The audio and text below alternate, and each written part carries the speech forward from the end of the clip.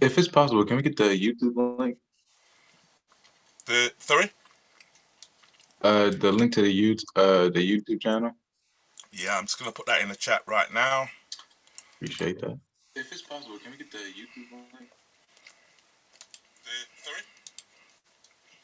The link to the YouTube channel. Yeah, I'm just gonna put that in the chat right now. I'll put it in the chat. It's there. Thank you. And I heard my feedback. I talk very low. Good to know that. Now I gotta start raising my voice.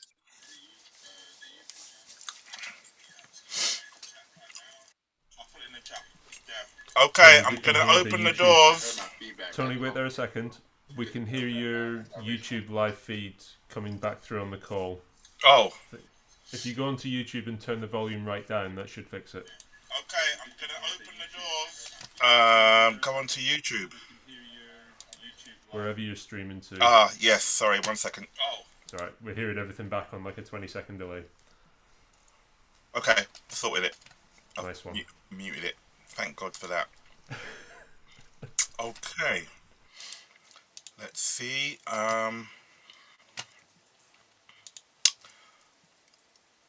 Okay, I'm gonna play some music and let them in.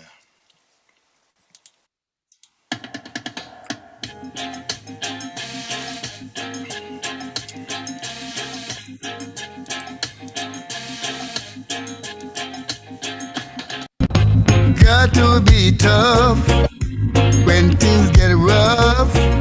You got to be tough, and this is a warning.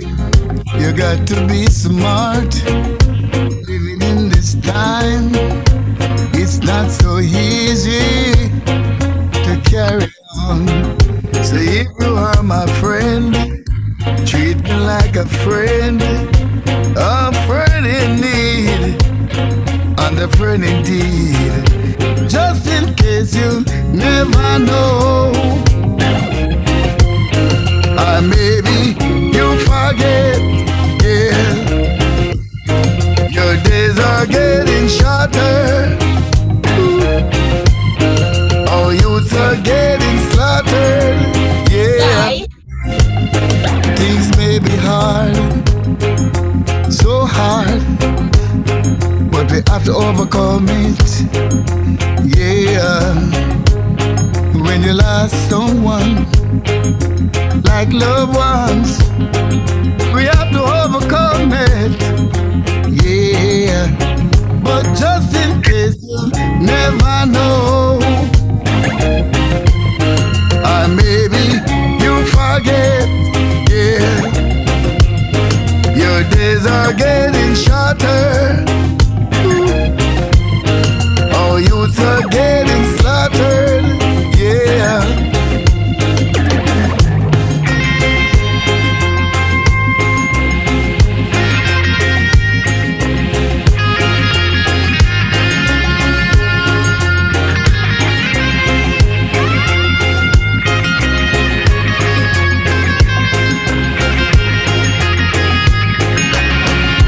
Got to be tough when things get rough. You got to be tough, and this is a warning. You got to be smart. Living in this time, it's not so easy to carry on. So if you are my friend, treat me like a friend in need, and a friend indeed. But just in case you never know, or maybe you forget, yeah. Your days are getting shorter. Our youths are getting slaughtered, yeah. Just in case you never know, or maybe you forget, yeah. Your days are getting shorter. Our youths are getting slaughtered, yeah.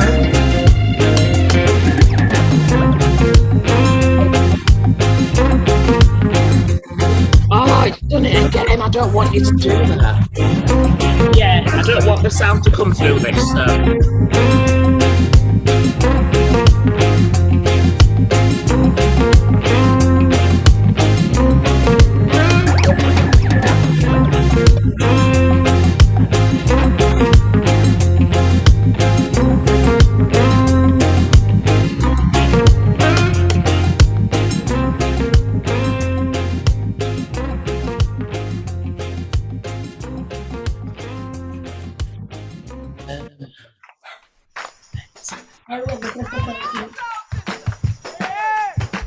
I was born in the Congo. I walked to the Fertile Crescent and built the Sphinx.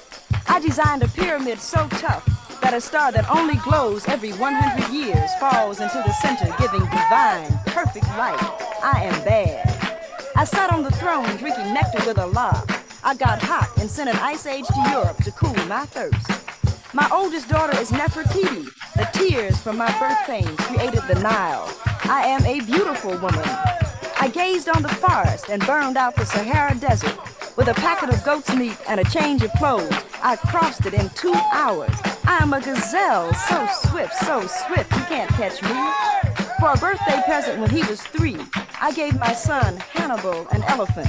He gave me Rome for Mother's Day. My strength flows ever on. My son Noah built a new ark, and I stood proudly at the helm as we sailed on a soft summer day. I turned myself into myself and was Jesus. Men intone my loving name. All praises, I am the one who would say. I sow diamonds in my backyard. My bowels deliver uranium.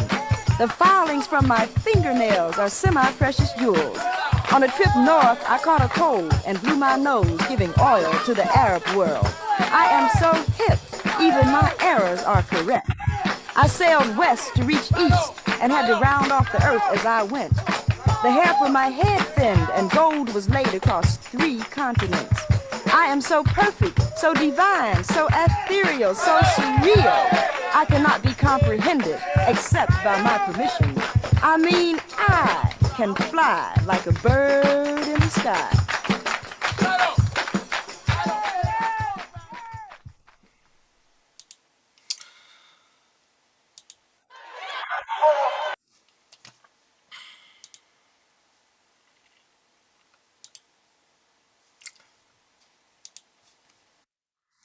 Good evening, good morning, good afternoon, wherever you are in the world, welcome.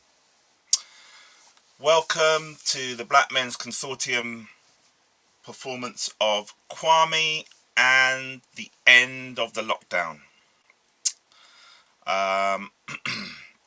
We are so grateful that you are here to journey with us this evening,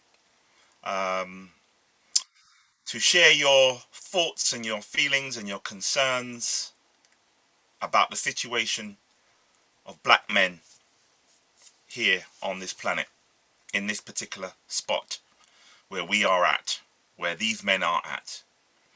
And so what I want to say is that I want to really say on behalf of all the cast members and the crew that we thank you for giving up your time this evening, because maybe you could be doing other things, to come and watch this show, come and support with us, come on a journey with us to look at some of the important concerns that are going on in April 2021.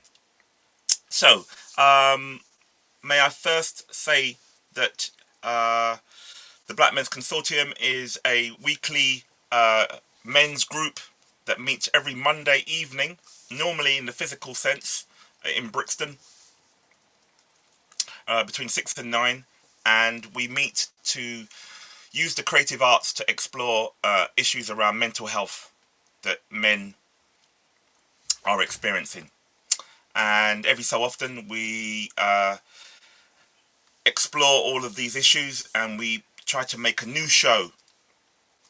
And often those shows that we make are about a character called Kwame. And we've made several shows in the last few years, and they're all about Kwame in some way on a different adventure.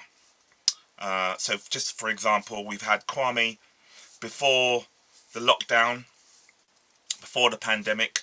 We've had Kwame during the pandemic, and now we're having Kwame at the end of the lockdown. And so we want to sort of share with you all of that hard work that the men have been doing over the last 10 weeks or so, meeting each week, sharing their concerns, talking about the issues that are important to them. And we've come up with this performance that they would like to share with you. There's been very many challenges along the way working with this group. I want to name a few people: Wayne, Chin, Dwayne, Clinton, just to name a few that have been really going through some serious challenges, and they have been unable to share with you some of the gifts that these men will be sharing with you tonight. So if anybody's interested in joining us, please put your details in the chat. We'll collect that and we'll connect with you. If you want to join up with us, we will be working every Monday evening from 6 till 9. So I take it by now we're kind of all zoomed out. Most people, I take it 99.9% of you are familiar with Zoom and chat and having your camera on and having your camera off. But just in case there are a few people who are still not a bit sure, just to make yourself familiar with the Zoom functions, you can react with the show at any time by writing in the chat. You can use the reaction buttons at any point to say what you'd like to say. You can also use the turn your camera on at different parts of the show that we invite you to, or you can leave it off if that's your choice. You can unmute yourself in different parts of the show that we invite you to, or again you can have it remain muted. So like I say, the group have been meeting every week, and they've devised this performance, which is a collective struggle to really break oppressions that they have been involved in. In a sense, that Kwame, our character in the show, is in every man. We believe Kwame is pretty much in every black man. And we want to share this particular journey with you tonight. A couple of things that I want to sort of say.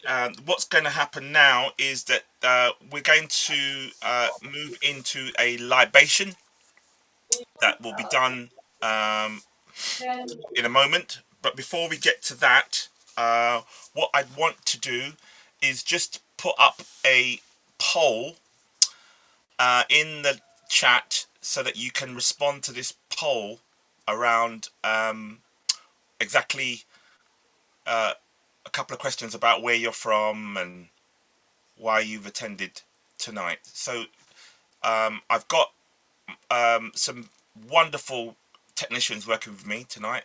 I've got Tom, I've got Kevin, I've got Sherwin, and they're all helping me behind the scenes, working, giving you the best performance ever. So I do want to start off by putting up a poll in the chat, and this poll, what we're doing, we're inviting you to answer and fill in that poll. It's just a few questions, and it will help us get a sense of where and why you've come. So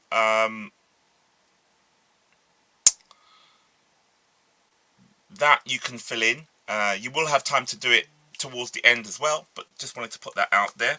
So before we go, I'd just like to say that we have also an amazing panel of guests here tonight that we want to show off and introduce you to. They've given up their time to come tonight, so I also want to let you know that they will be working with us in the later part of the show.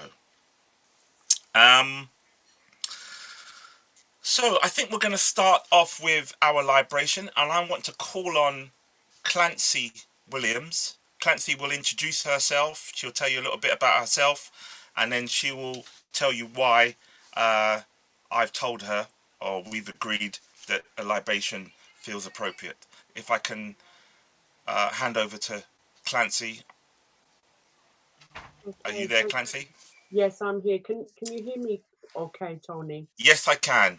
Okay, great. Good evening, everybody. As Tony has said, it would seem that you have gathered people from across the globe. So I say good morning, good evening, and good afternoon to you too.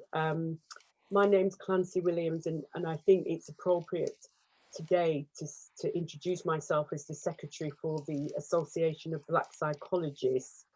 And I've been blessed with I think probably a year and a half now being given permission to perform libations on behalf of the organisation and on behalf of the community, which I've kind of seen as a real honour. I've crossed the threshold of 50, so I've been placed into trainee eldership mode, which I'm not so sure how I feel about that, but I still think it's a great privilege and an honour. So today in particular, we are going to be thinking about the males who have transitioned into that role of eldership. We, in the first instance, pour libations to acknowledge the forefathers and foremothers that have gone on before us, and have almost very much left blueprints for us to follow in in relation to the legacies that they've left behind. So I have my, you probably can only just see the top of it here, but I have my plant that kind of represents the earth of which we have come from and we will ultimately go back to. And I have my water here, which we will pour in relation to spirit and those spirits that have been with us. And there will be an opportunity for you to reflect on, in particular, the males who have had a positive influence in your life, whether they be relatives or famous people. We want to be able to acknowledge them.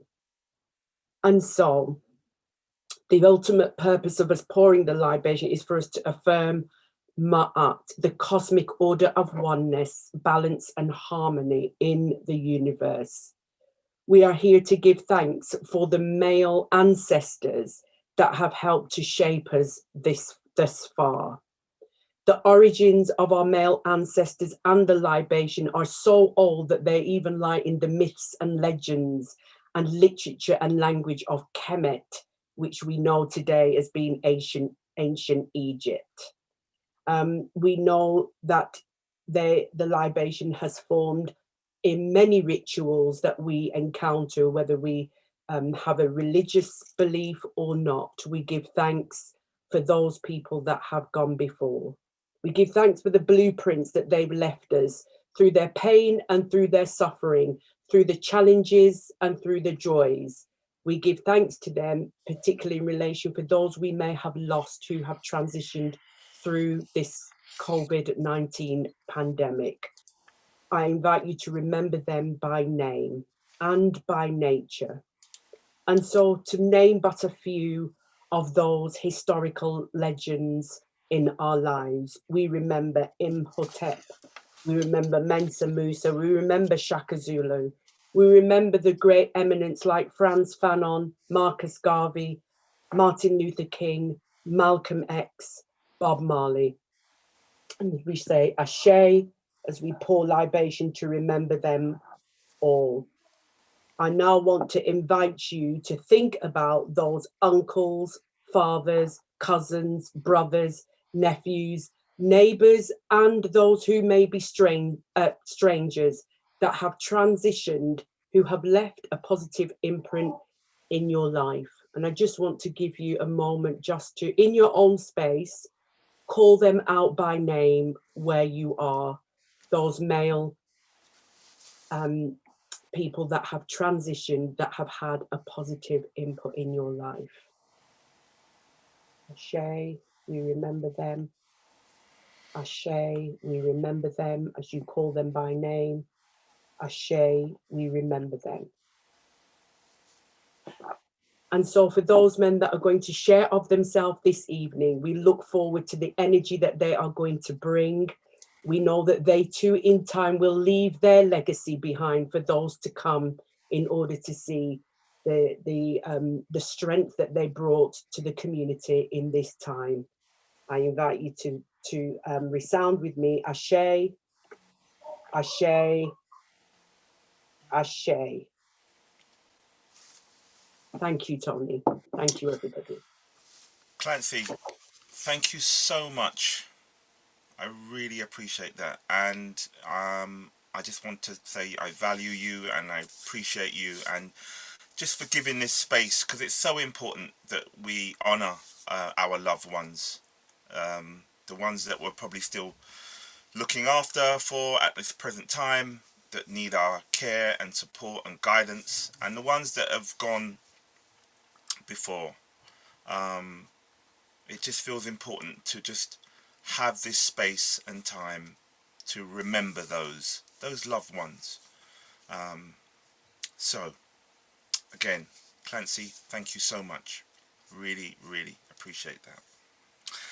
Okay, so a little bit more towards heading towards watching the show now, and one of the things that I suppose the play kind of asks of you as an audience member, in the traditional sense that you are a spectator watching the show, but we would want to invite you after the show, when we come to the interactive section, to invite you to interact with the show, so that you no longer become a spectator just watching passively, that you become a spect-actor and you come on stage and you get involved in the action, because you want change. There needs to be change, and we know that change is very difficult, because all of us in our lives sometimes can be stuck.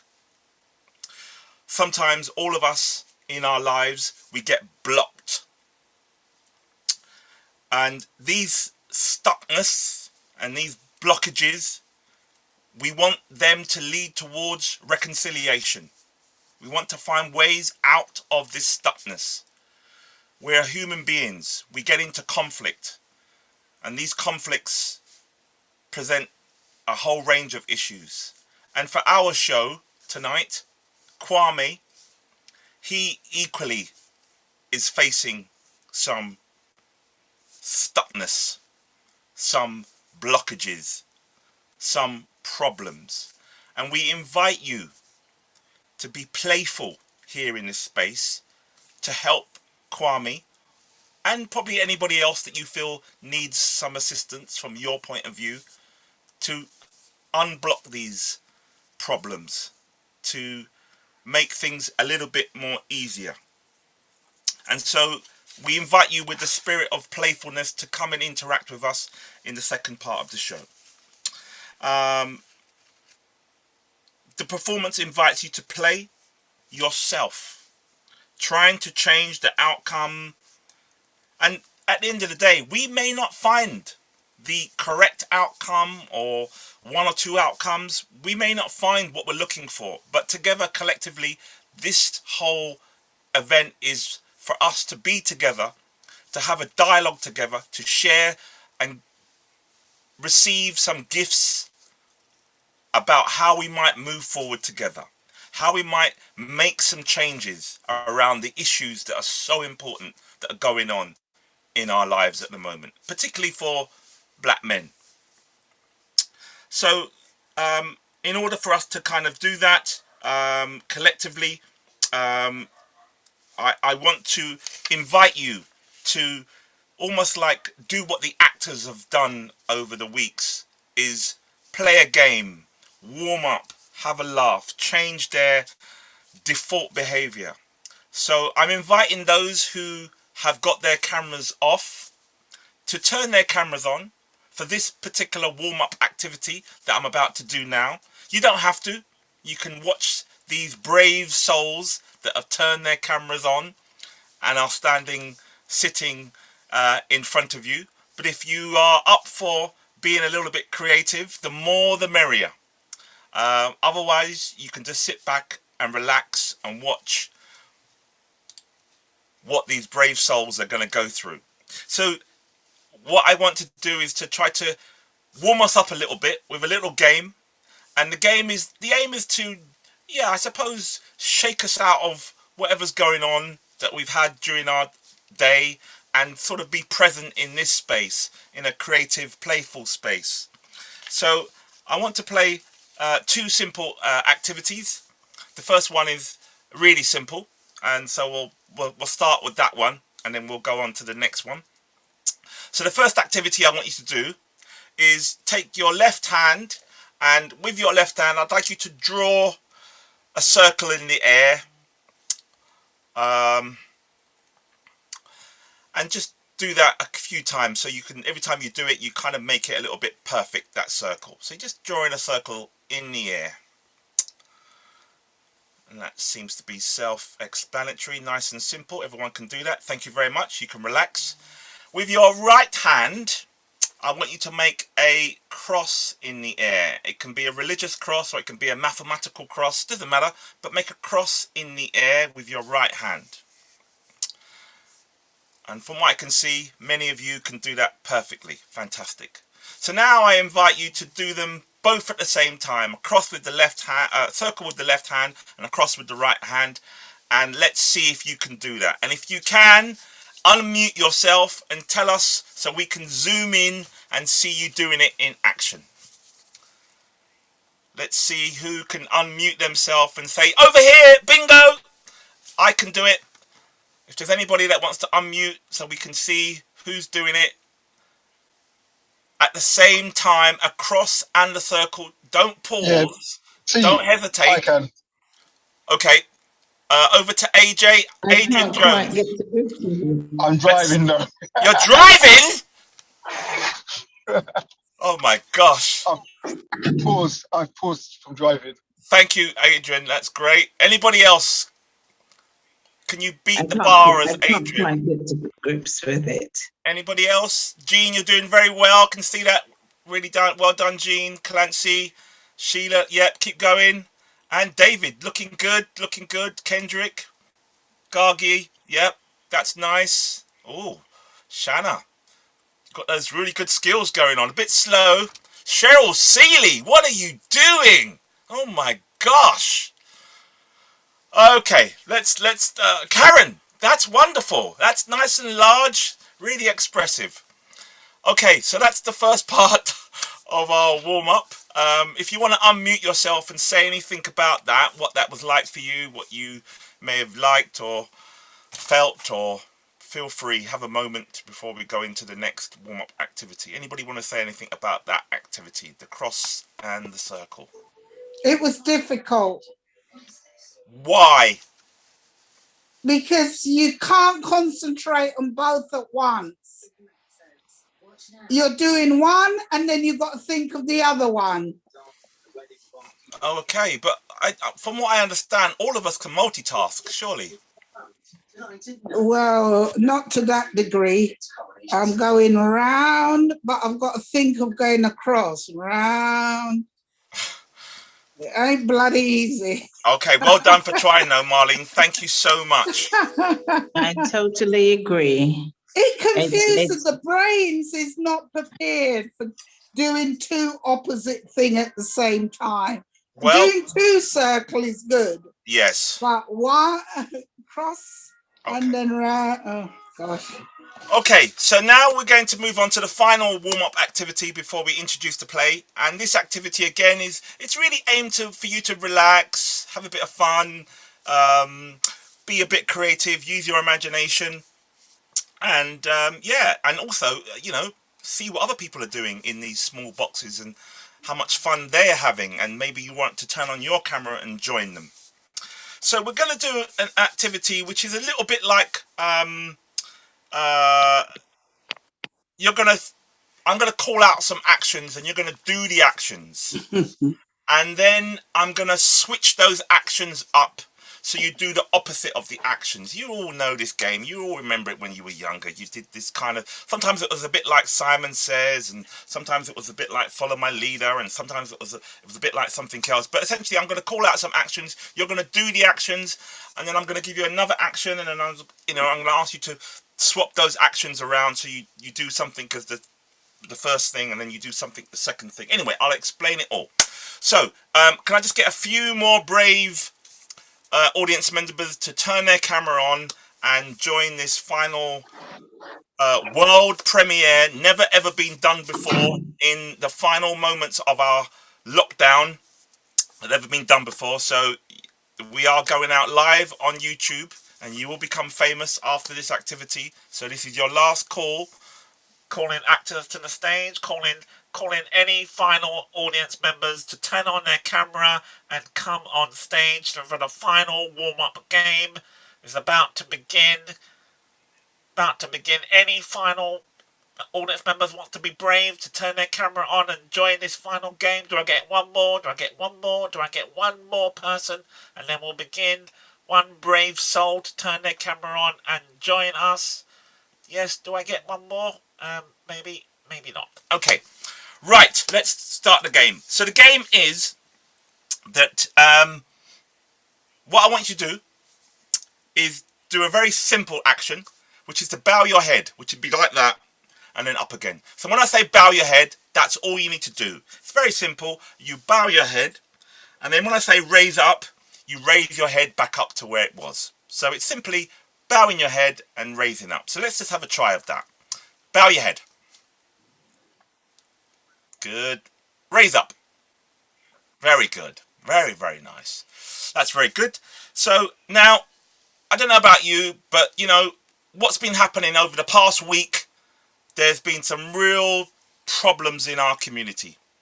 Certainly, around race.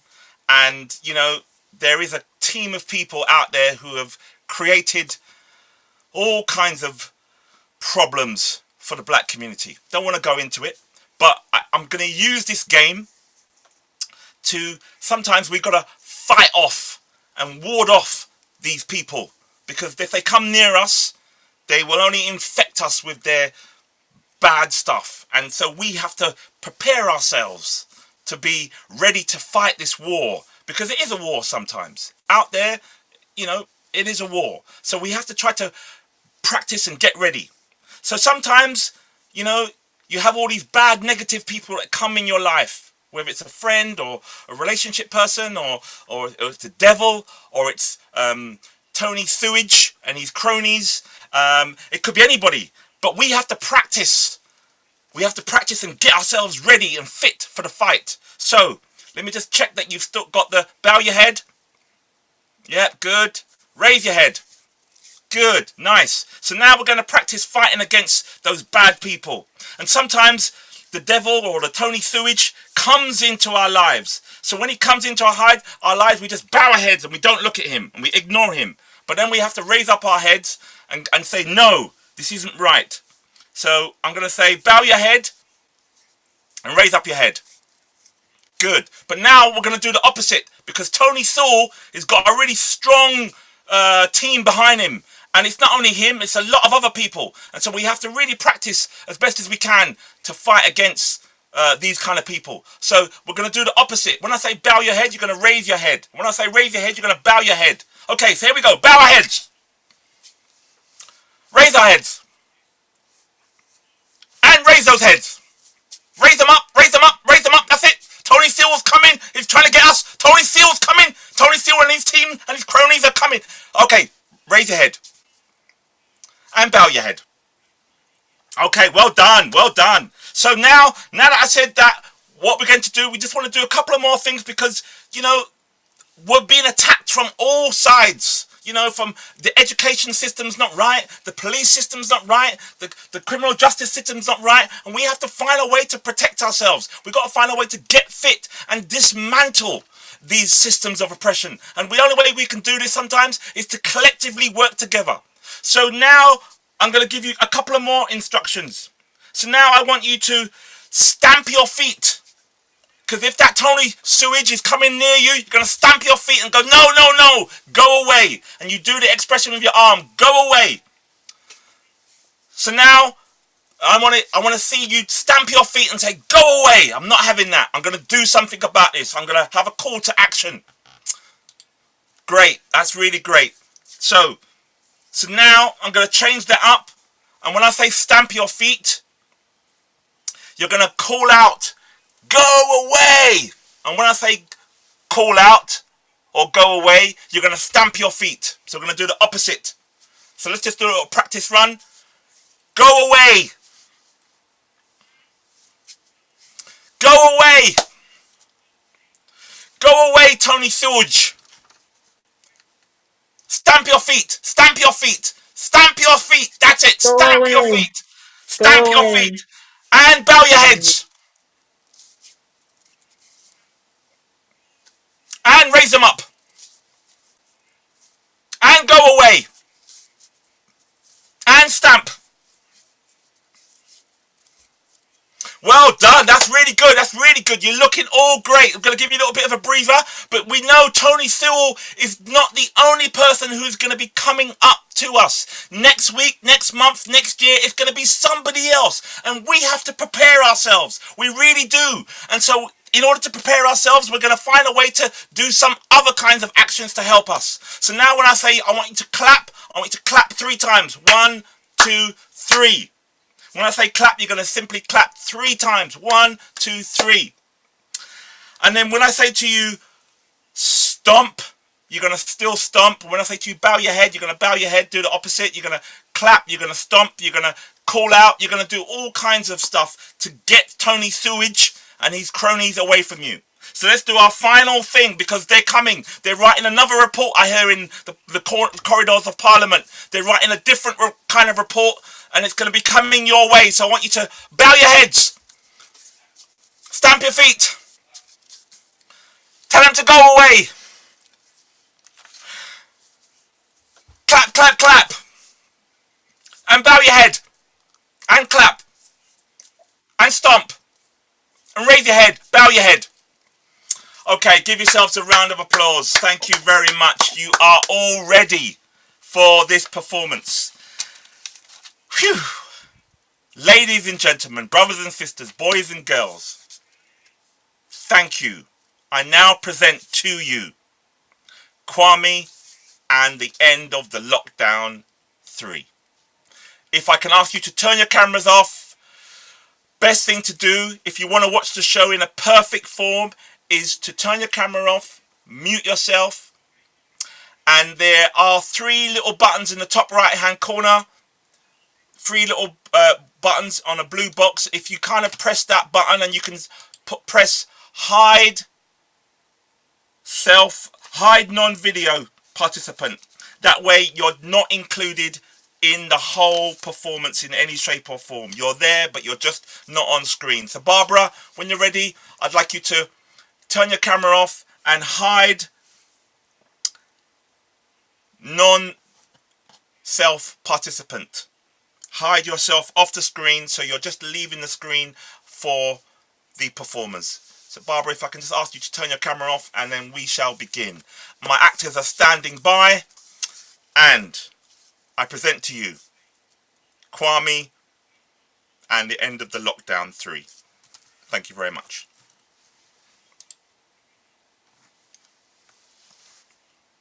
Boris Johnson's most senior black advisor has resigned following the debate over Downing Street's controversial report on race disparities in the UK that came out yesterday. The 258-page racial disparity report produced by Dr. Tony Sewell was almost universally condemned by black and progressive bodies as unrepresentative of the lived experience of black people in the United Kingdom. Before it started, because none of the commissioners believe in systemic racism, so of course they didn't find it, and frankly it is a whitewash. Do you agree?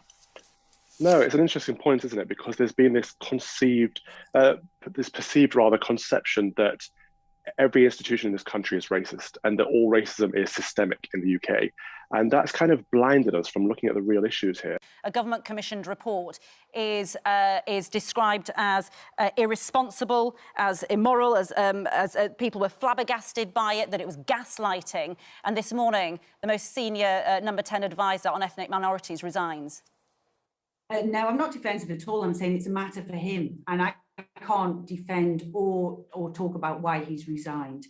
An iconic figure in Black British political history is dismayed.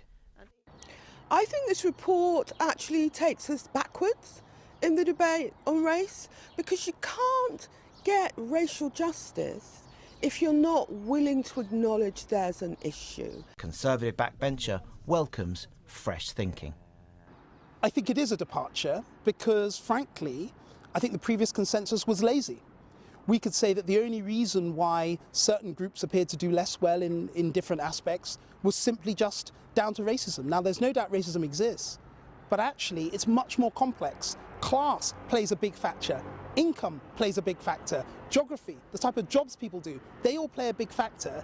And these are a complex interplay of things that we need to look at in detail and not just lazily say institutional racism and assume that there's nothing else we need to do. I think it's a very detailed report. The 10 commissioners have spent a lot of time, a lot of effort, spoken to thousands of people. And I think the minimum we can do is to take this report seriously and read it. It's just plain wrong. And I'm not sure what the government thought, whether or not they assumed that they would get buy-in from Black, Asian and minority ethnic communities across the country. It's very clear that they're not going to. So it makes you question, was this report even really for us? Was it really about us? Or was it just another attempt? Good evening. The government has published a detailed plan for what will happen in the event of a widespread outbreak of coronavirus. The plan deals with a scenario in which 1 in 5 workers could be off sick, schools could be closed, and the armed forces could be called in to support the civilian health services.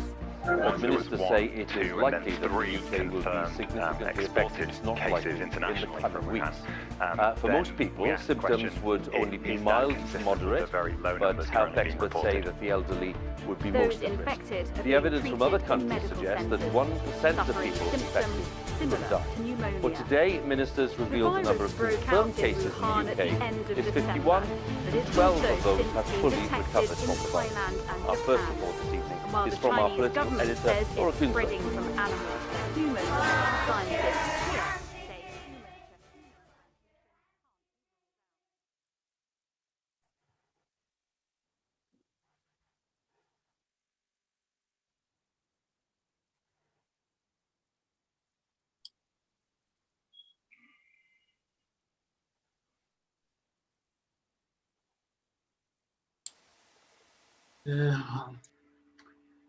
Put myself straight for this today, man.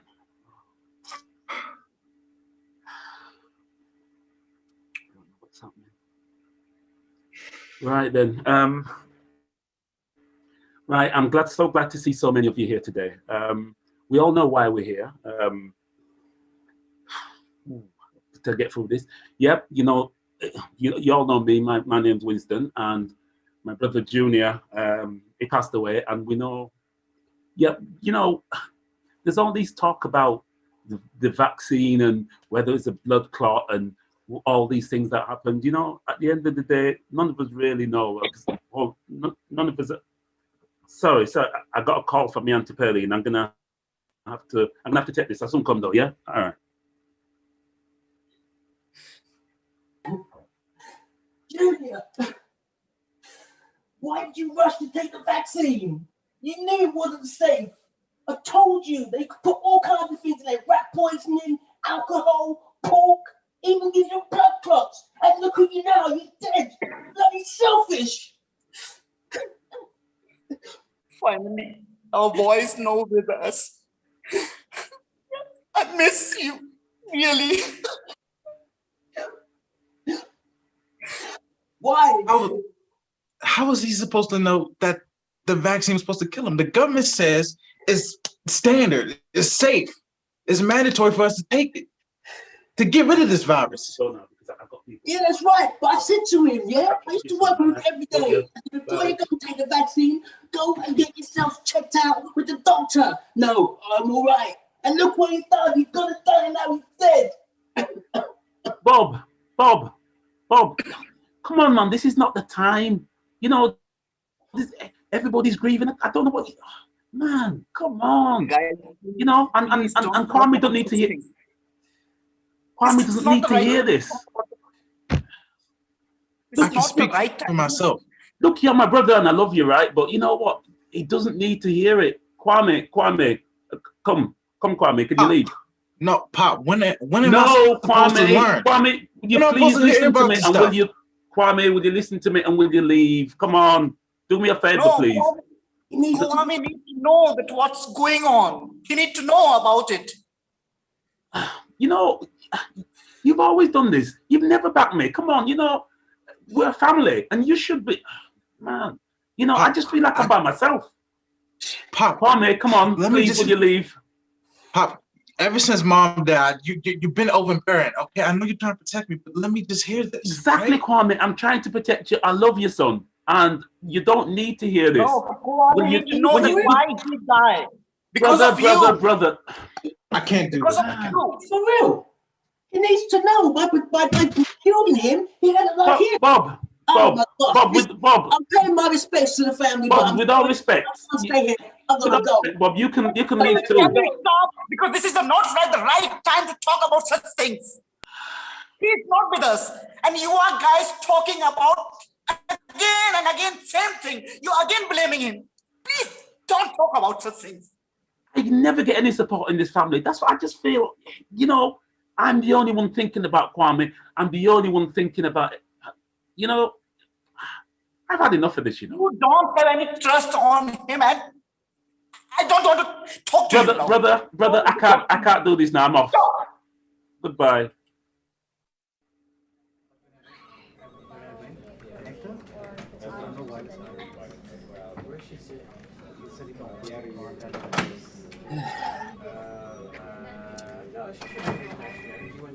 Right. So we got everything sorted out. Yes, whiteboard. Check. Refreshments on the desk. Check. Minutes of the previous meeting. Check. Fantastic. Right, new logo. Dynamic designs. Fantastic. Right, in guys. Thank you all for coming along this morning. Yes, no worries. It's a really important meeting, basically. We're going to be going live in next week on the 12th of April. Yeah, after a long time where the shops are shut, we need to get this new logo, everyone on track. So, Dan, how are we doing with the units? I was going to elaborate more with the boss, but the numbers are generally not looking very good. Yeah, okay, but we don't want the not doing very good, yeah? We want it great. Okay, right. Ravi from India is checking in by Zoom. How are we doing, Ravi, in India? Oh, there are lots of good news from India because everything is going very well and because of our new policies of business, so everyone wants to invest in our business. Yeah, that's a good news, really. Yeah. See, Dan, that's what we want to hear. Good news. Right. Kwame, how are we doing? You got the new spread for the portfolio for the system, yes? Yeah. Got it right here. I'm ready. That's great. And obviously, we're just waiting on the boss because he's doing 1 or 2 bits. Listen, it's really important we all focus on what we're doing today. Like I said, we are going live in 5 days. We've been out of sync for 3 months, yeah? I know it's going great in India, yeah? But we've got to get it up here in the UK as well, all right? So as soon as the boss is off the phone, we'll finish off the phone now. Yeah. Good morning, boss. How you doing? Why am I being called here? Boss, thank you very much for coming today. Reason why we called you to have this urgent team meeting here, basically, is because we're going live in 5 days, and we've got Kwame here, we've got Dan, we've got Ravi from India to tell you about the new design and how we're going to really smash it. So without further ado, Kwame, do you want to update the boss? So, like my great supervisor said, what are we going to be doing on April 12th? Well, I came up with some designs, and I think you're going to love them. With everything that's going on with the minorities, with police, with government infrastructure, and all these horrible things, I designed a couple of shirts to kind of unify us as a people, as a one unit to stand against some of these things. So, of course, we got the American Indian Movement shirts. We got Asian American Advancing Justice shirts. We got, of course, Black Lives Matter. Oh, for the special for the UK market, limited edition, fame over shirts, hats, pants. I'm telling you, boss, these things will sell out. I promise you. Enough from you, Stan the man. Talk to me. Dan, do you want to update the boss on the units? Yes, good morning, sir. Our general income is around 85%, which is a significant drop from last semester. However, if we incorporate Kwame's new plans, that's a market we've only tapped into about 46%, and therefore, let me work it out quickly, our profits might double or even triple by next semester. And if you look at Kwame's previous reports from 2020, sorry, sir. If you look at Kwame's previous reports, we have enough in the funds to finance it. Okay, alrighty then. Let's go. Tell me what's happening abroad. Someone talk to me. Yeah, Ravi, do you want to touch base and tell boss how we're doing over in India? Yeah. Boss, good morning. Because of our good teamwork and good kind of policies, so everything is going very, very well. And I'm going to read some of the state's report. Like from Mumbai, we have good news, like we are in 90% of profit, and from Delhi it's 95, and from Mumbai it's also 95. So everything is going very, very well. Yeah. And tell me, how long did it take you to get that kind of revenue? Ravi? Yeah, I think within 6 months we are going to jump in. I think we will cross 98%, maybe. Yeah. That sounds good to me. Now I'm going to come back to you, Kwame. Kwame. Sounds to me that you're taking chances with this company. And I did not build this company on chance, my friend. T-shirts. With all due respect, sir, this is a big thing that we can do. With summer being out, the sun shining, people, wanting to come back out to the world, I think these shirts will actually sell.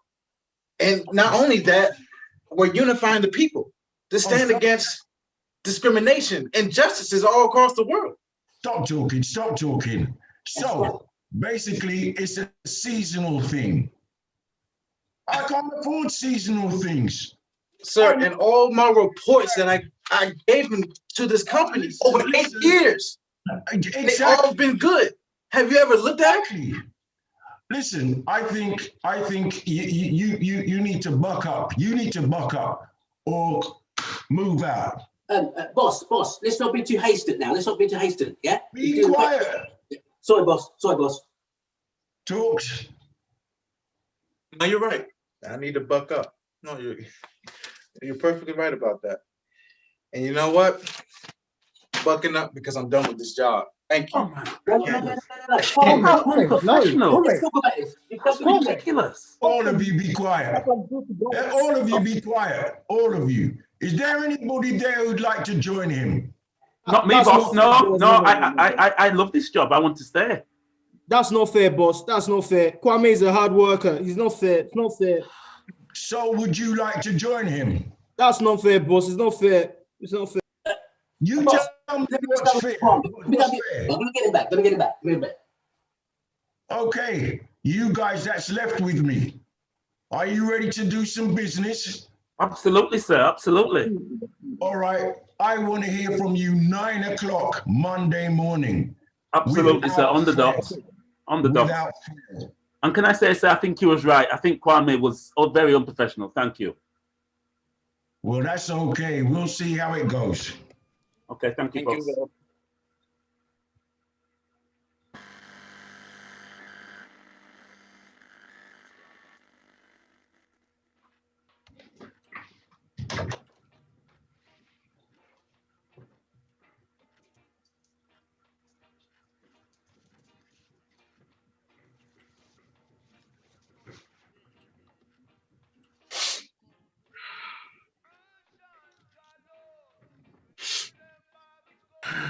Right. Leave what I'm going to have to say to Dad now. Oh, it's going to go crazy, man. Oh. Well, it's got to be done. It's got to be done. Right. Dad.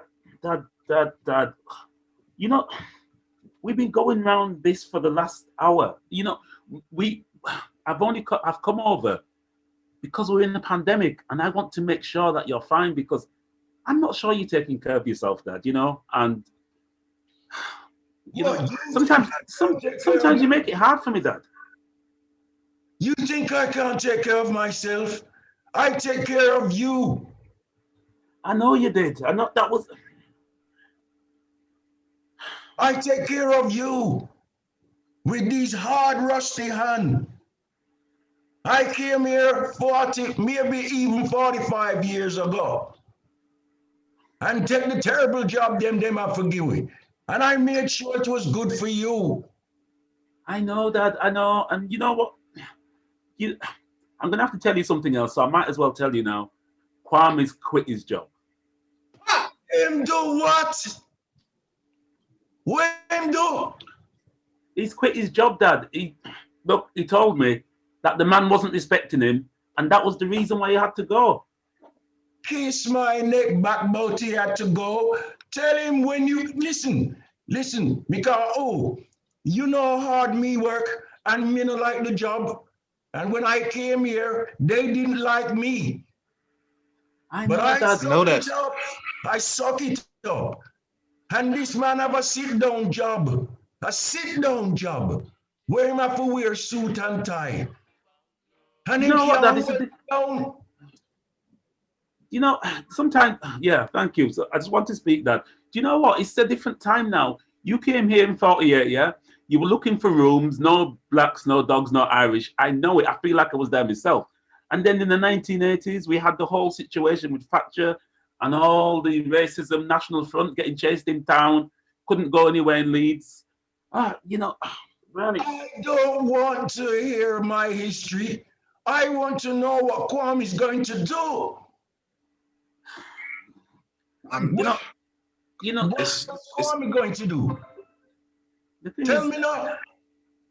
It's simple. Well, let Kwame tell you himself, Dad. I'm trying to, Bob. Can you stop talking for me? Can you come with some serious reasoning why you give up a good job? It's simple. I wasn't happy with it. There was no growth there. It always pushed down my creativeness. It inhibited me from being free. Grandpa, I know you worked your hands to the bone. I understand that, but like, where did it get you? I am very disappointed, Kwame. Very, very disappointed. I don't know what I'm going to do with you. Tell me what you're going to do. I'd rather have the disappointment from you than be disappointed with myself. Yes, son, I'm with you. I can't live with that. I'm with you. You know, it's time for us not to stop doing what we all think we should do. Let me speak! Sir. And you're overbearing. When am I going to learn how to be a man? I do this because I love you, son. And you're still doing it, Bob. You're still talking. Okay, tell me what kind of plans you have to take you out of this job. I'm going to take out a loan. Even if I have to mortgage my house. I'm going to create my own clothing line business. I'm telling you, I'm good at this, Grandpa. Son, Kwame, I thought when you said that you were leaving that job, you were going to go into another one. Do you think it's really the time to be going into starting a business at this time? It's probably one of the worst times. And mortgage. Suppose your business don't work. With that money, listen, let me tell you something. No, let me tell you something, Grandpa. Your father, you and your Grandpa, father. let me tell you something. If you don't fix I'm up, not happy. If you don't fix up, the two wanna leave me out and never come back. Yes? So can't do is this. Dad, is that the route you're going down then? Listen, you don't listen to what me say. No, you see, your grandson's gone now, Dad. If that's how you're going, you can go on too. Well, you know what, Dad? I never thought I'd hear myself say this, but I can see why Mum left now. And you know what? I'm gonna leave too, because if that's how you feel, I'm out of here, Dad. Look, you know what, Dad? Have a good life. I shall try. Boy, let me turn on the TV, y'all.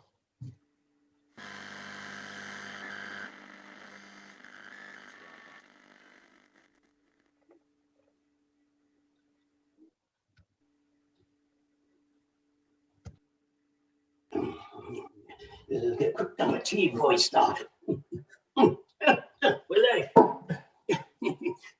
Hi. Hello, nation.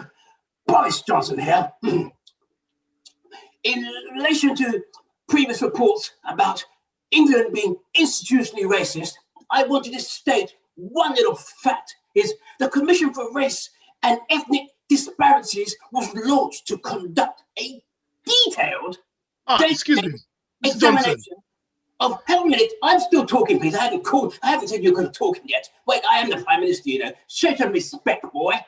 Anyway, as I was saying, across the nation, and to set out a positive agenda for change, I want to thank Tony Sewell and each of the commissioners for their generously giving their time to lead this important piece of work.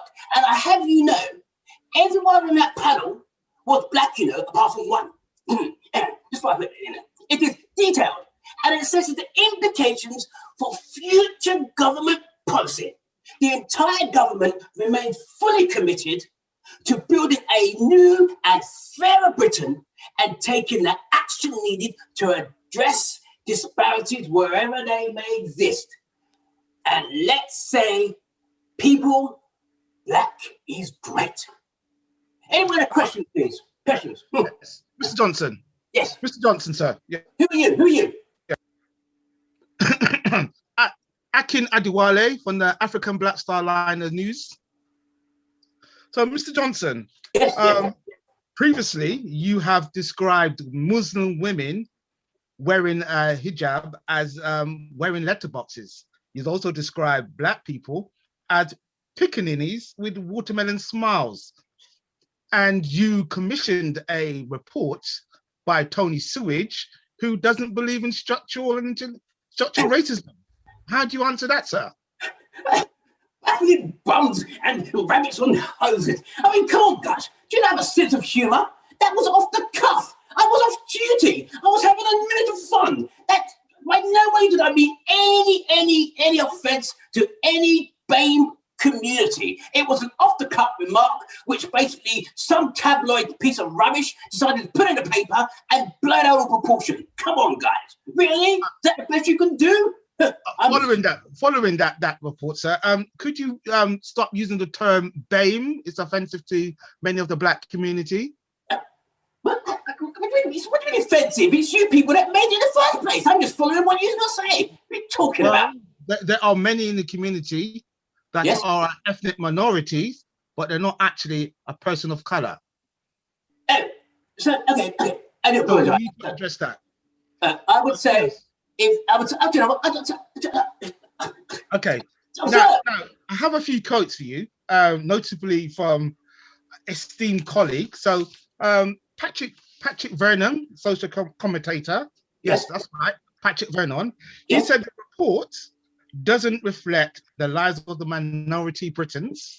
Diane Abbott, Labour MP, he says that the report has taken us back.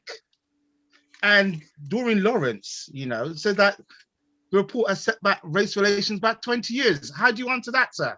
Well, I'll answer that. Doreen Abbott, outstanding lady. Unfortunately, her son was murdered many, many years ago. And following that Stephen Lance situation, I've commissioned many more, 20,000 police officers to be back on the British streets to make the Britain safe again for every black, ethnic, Asian and minority that is in Britain, including BAME. But you mean more police on the street to harass young black men going about to work, going home? Yeah, that they are making them There is safe an so that they issue can go home safe. There was an issue with stop and search, sir. I just stop and search is fabulous, fabulous, fabulous. Because you know what? It's reduced the knife crime, it's reduced crime on crime, and it's even reduced crime amongst the black community in London. So basically, your question is flawed, sir. I don't know where you're getting your research from, but I think you need to go back to school. It's your government statistics from your own think tank. Yes. So was there a need for the racial disparity report where you had several reports listed? So you had the Lamon review. Yes. You had the McGregor Smith review, and you had the Windrush scandal review. How do you answer those questions, sir? Here we go again. Here we go again. Is why do black people seem to have a chip on their shoulder? This was in the 1940s. I wasn't even born then. I've apologized. We've moved on. I've compensated them. Basically, what more do you want me to do? The report was flawed. We made some few mistakes and I move on. And I believe that's what you guys did. Remember, excuse me, I am the Prime Minister. If you can show respect, please, sir, I would greatly appreciate it. People of your kind ought to know better. My kind? Yes. Well, I'm telling you, Mr. Johnson, well, we want that report repudiated. We're going to sign a petition and get that report withdrawn. It's destroying the black community, setting us and race relations back 20 years. Well, the only person that's sending races back 20 years is people like you. And you know what? It's actually preposterous. It's a fabulous report. And it's absurd to say it's going to be reputed. I no more questions. I'm very tired of this now. I need my cup of tea. I find it offensive that you are Prime Minister. Well, Black Lives Matter. Goodbye.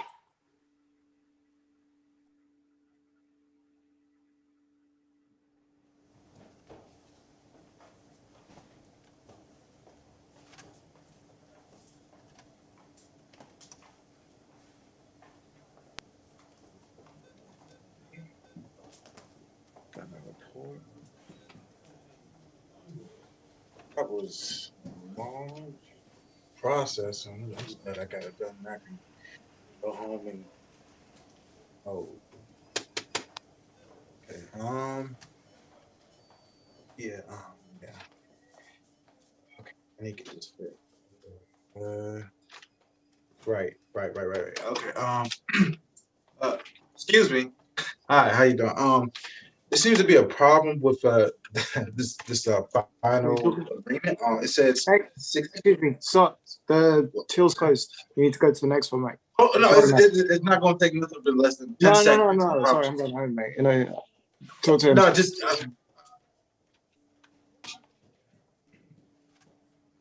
Excuse me. How you doing? Yeah, I have this problem with this. It says 60 days. It should be 120. The bank is closed, sir. I understand it, but like I've been in the bank for about 2 hours. I just need to get this really quick fixed, and I'm on my way out. I promise you. Just 10 seconds, please. All right. Thank you so much. Thank you.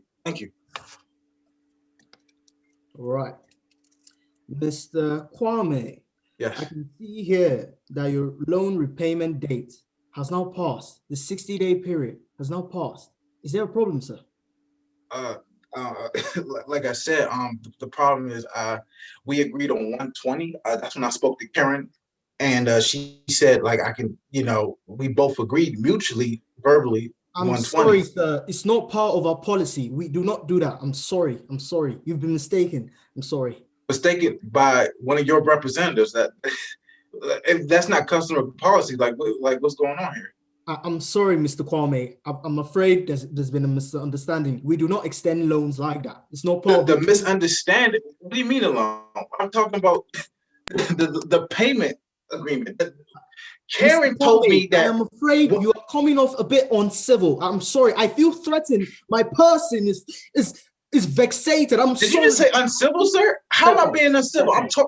I'm talking to you in a calm manner about. Excuse me, sir.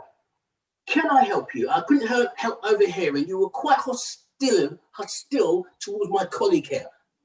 I don't know about hostile, but I was talking to your representative about this contract, and I need to get 120 days instead of 60. I talked to Karen over the phone. Then I came into the bank and we talked in person and we agreed on 120, but on the paper it says 60. Now I'm not sure what's going on here, but I need to get this fixed, please. Basically, my colleague is right. It is 4:30. We have now closed. I've checked over the credentials briefly because we haven't got enough time. And I suggest that you come back tomorrow and make an appointment with the management clerk. Sir, I can't do that. I've been in your bank for 2 hours, okay? And as soon as I get done with this, y'all happen to close, okay? Can I just get this done, please? Excuse me, sir. And you looked over it briefly, still look at the whole thing. I need you to calm down or I will call security. We do not like abusive young men in our bank, please, sir. Abusive? I suggest you leave and come back tomorrow or I will call security. Did you really just call me? Okay. All right, that's what, with all these killings that's going on, people like you who look over it briefly, not looking at the whole picture to see the problems. And Can you come over here? We've got this gentleman here. He's being quite rude and abusive, and we do not tolerate this abusiveness. And you still call me abusive. When you come got me on the... Okay. You have a very hostile, aggressive black man in our bank. Can you come and remove him, please? Now. Okay, no problem. Receive that. Yeah, him. That's the one. Sir. Thank you very much. Sir. Excuse me, sir. Yes, excuse me. Now, it's been reported that you've been raising your voice, you've been abusive to our staff. I'm going to have to leave the building. Could you follow me? Okay, I can't leave the building without getting this... getting this paperwork fixed. I'm sorry, I'm a little angry right. This is your last warning. I'm going to call the police. Okay, you don't need to call the police. All I'm saying is I just need to get this... Sir. Delta Base, sir. Romeo, receive over. Yes, could you call the police? Yes, we have an aggressive black man in the building. Yes, very aggressive to members of staff. Could you get the police outside to escort him off the premises, please? Thank you. Excuse me, sir. Could you mind coming with me? Would you like to follow me? Sir, I don't... No, would you mind following me this way, please? Follow me this way. Come on. Need to go out the building. This way. Thank you.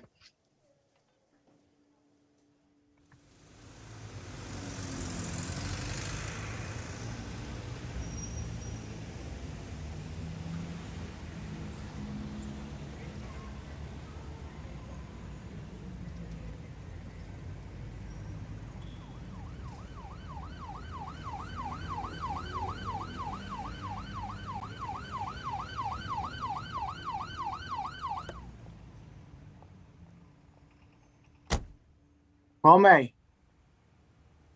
Hey, Kwame. Kwame, you can't let your life end here, okay? You're so... Look, I know what it feels like to put your heart, your soul, and everything you have into something, only for them to just kick you to the curb. But Kwame, you are so much more than this. Don't let your life end here, okay? Look, they kicked you out, they rejected you because they are afraid of you. They're afraid of what you could become. You were too good for that company. Kwame, go out there and make your imprint on the world, okay? What are you, listen, Chairman, what are you talking about? You're talking rubbish, man. My man got to come out of the place ASAP, because you know what? If he don't come out now, he's going to come out in a cardboard box. They're going to kill him up. They killed too much of a bird man. I shouldn't even be here. That's innocent. What did I do wrong? Absolutely nothing. Too much people, 2,000 black men from the 20 years have dead up in police cell. For what? And how many people get arrested? How many beastmen? One. One beastman. So tell them to come out of the place. What's wrong with you, man? Talk nonsense. Yo, Kwame, come out the place, man. Sure, let's come out the place, man. Where the man feel lucky up for, man? Sure. Kwame, I remember that first night. It was so cold. It was so cold. It will make you a shell. But no, Kwame, you've got a big head on your shoulders. You are very creative. I believe in you, Kwame. I believe in you. Don't end up like us. Don't end up like us, bro. Kwame, keep your head up, bro. Trust the process. Amen to that. You know what I'm saying? Who are you? In the spirit of Christopher Adler. In the spirit of Somali culture. Eric Garner. Noah King, John Crawford, William James, Michael Brown, Logan Hill, Floyd, Benjamin Otley, Clark, Green, Taylor Mike Greene, Matheson, Oliver Bentley, Patrick Wyatt, Aaron Bailey, Mike Ronald Smith, Foster, Andrew Humphrey, George Michael Boyce, Egan, Breonna Alexander Taylor, Janet Wilson, India Kagan, Matthew Lynch, Sandra Bland, Eden Gary Douglas, Gray, Henry Cook, Joseph Joseph Mann, Brandon Glenn, Jackson Brown, Philip Rodney White, Eric Taylor, Harris, Walter Scott, Christian Edward Taylor, Fox, Patrick Michael Wyatt, Smith, Robinson, Paul Williams, Gurley. Steve Robinson, I'm Eric Gabriel Heath, Severus. James Savales, Tamara Rice. Mark Duggan. Joe Gonzo Spike, Smith, Michelle Brown. Philo, I'm James Tanisha Fox, Stevenson. and Smiley Culture. Smiley Culture.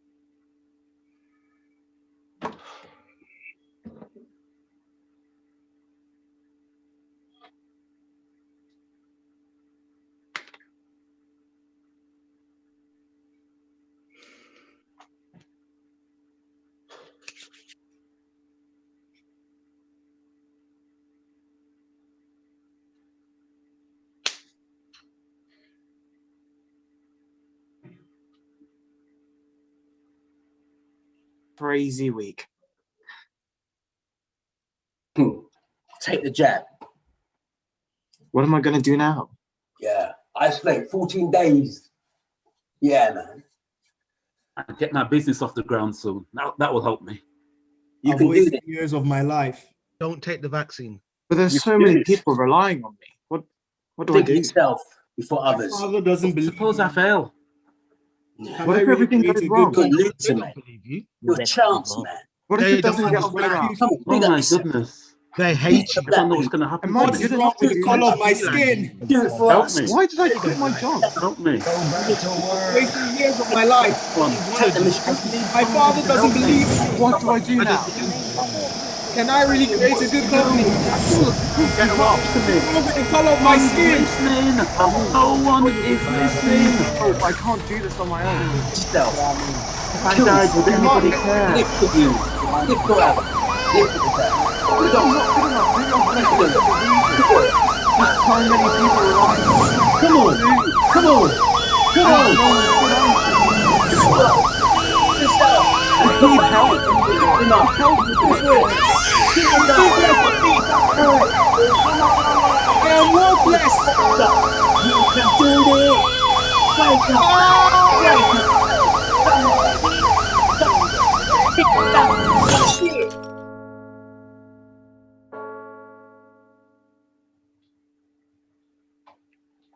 Ladies and gentlemen, brothers and sisters, that's the end of the show. Thank you very much. You can unmute yourself and make some sounds or words or phrases that whatever you feel that you need to do. Wow.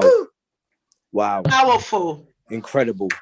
Yeah. Excellent, man. Nice things. Emotional. That was a good performance. That was an excellent performance. Yeah. It's my first Zoom theater, you know. It's my first Zoom theater.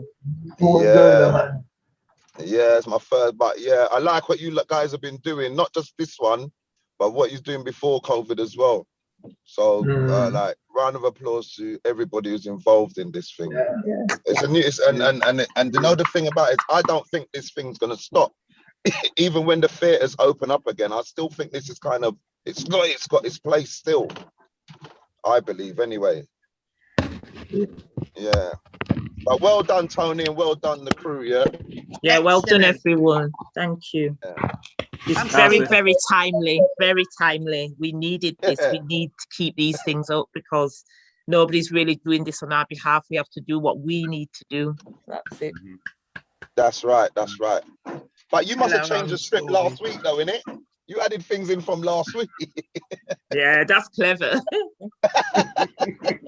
I'm feeling for the script writer. They wrote all those things and then had to take things out and add in last week's stuff.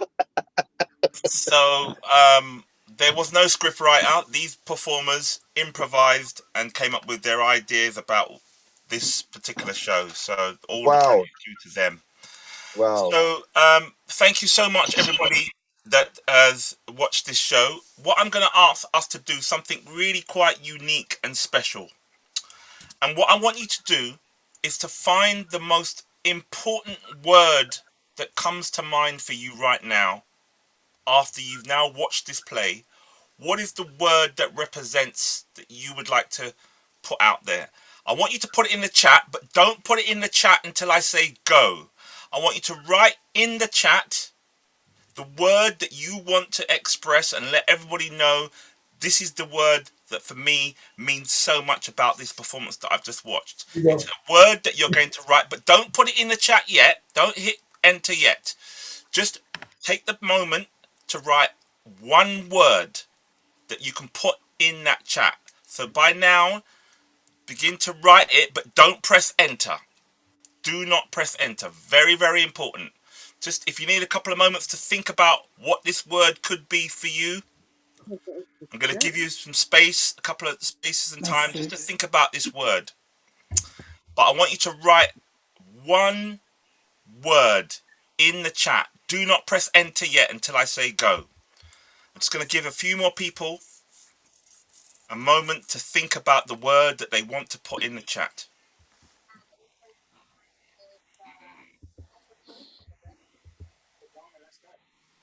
One word. Okay. Just bear with me a second. Hold on a second.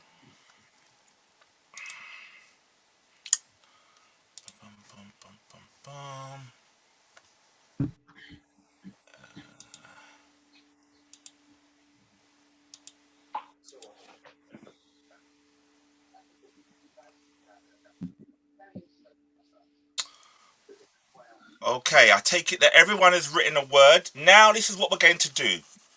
When I say, I'm going to say 3, 2, 1, go. You're all going to press enter exactly at the same time. And we're going to have an avalanche of words that we can read and see them in the chat. Standing by, I'm going to say 3, 2, 1, and then you're going to press enter. Here we go. World premiere, never been done before in this Zoom session. Here we go. 3, 2, 1, enter. I want everybody to have a look at these words, what people have written, what they felt, what they understood, what they connect with, what they relate to. We're going to try and take these words and we're going to make them into a word cloud. So please bear with me, but we will make these words into a word cloud. But I want you to look at the words that people have written. Look at these words.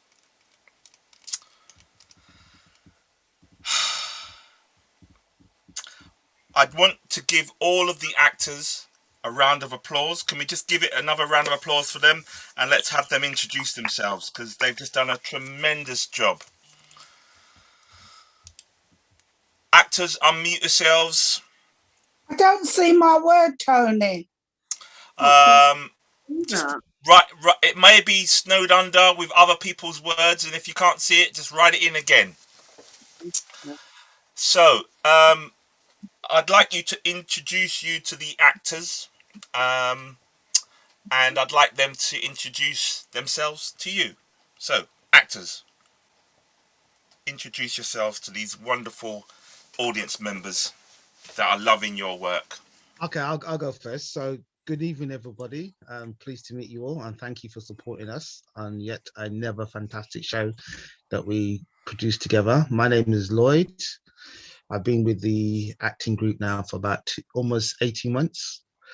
It'll be 2 years this November. You know, I just want to thank all the guys for their participations. We've got guys from India, we've got guys from America, we've got guys from up north in Leeds, all over. So it's been fantastic working with, and of course, you know, I want to give my extended thank you to Tony, to Sherwin, and Tom as well in the background as well. I hand it over to Keith. Thank you.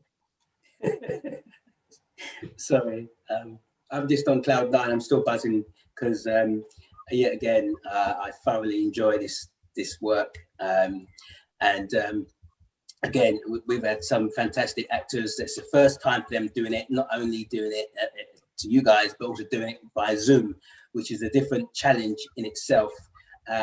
So you know, fantastic job, guys. I hope you all enjoyed it.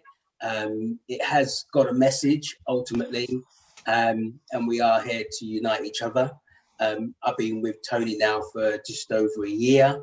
It's my 4th show, and I thoroughly enjoy performing for the audience to hopefully get the message across. And we need to take care of each other, and love ourselves and our neighbour. And on that note, I will pass it over to the man himself, Kwame Matthew. All the way from America, by the way.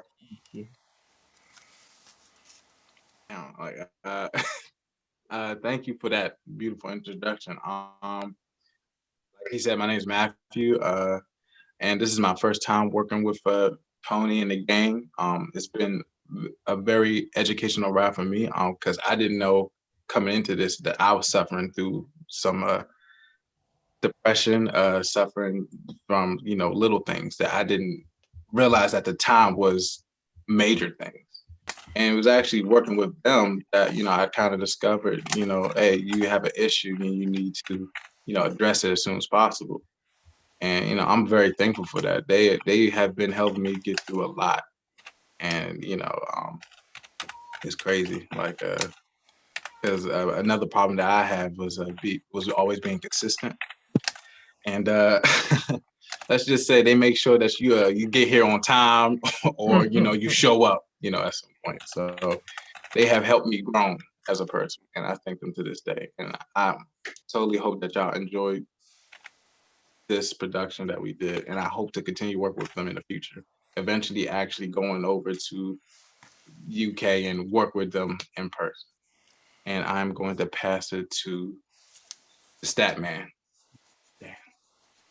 Hi everyone, my name is Sunny. I'm 18 years old, and I've never worked with Tony before. This is my first show working with this group, and it's been an experience, you know. Like, as much as we've come up with this great production, and hopefully that you've enjoyed seeing, it's also been more of a therapy session to us every week. You know, it's a place for us to check in and look after our own mental health, which honestly has been an irreplaceable thing in my life, and I'm so glad to have it. I'm not based in London. I come from Portsmouth, but I would love to go up to Brixton and work with these guys in person, because I feel like I have to at this point. But yeah, no, great job, actors. You know, it was great. We killed it. And I'm going to pass it to Ayol.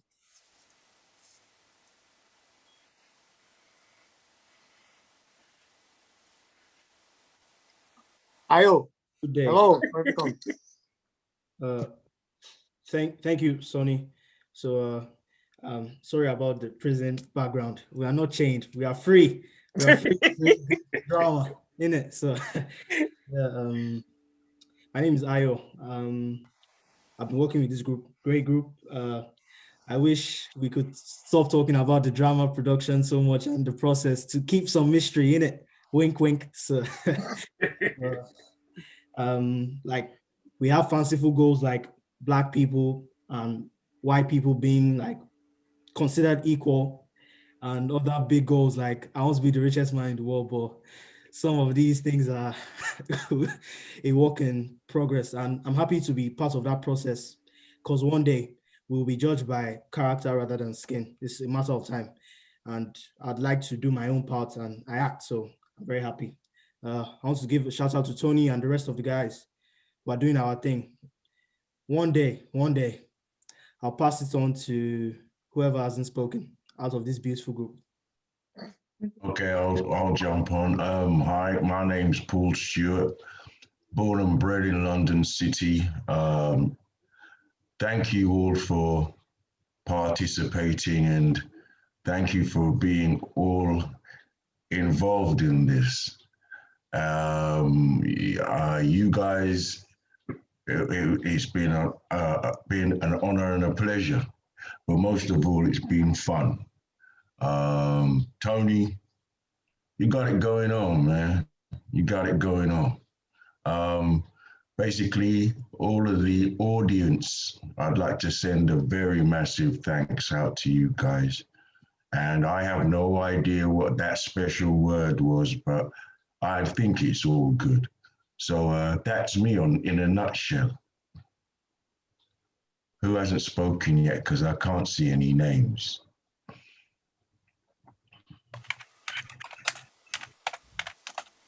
Okay, yeah, I'll just jump on. Yeah, Christopher David Freeman from Leeds, the only Northern actor, I think.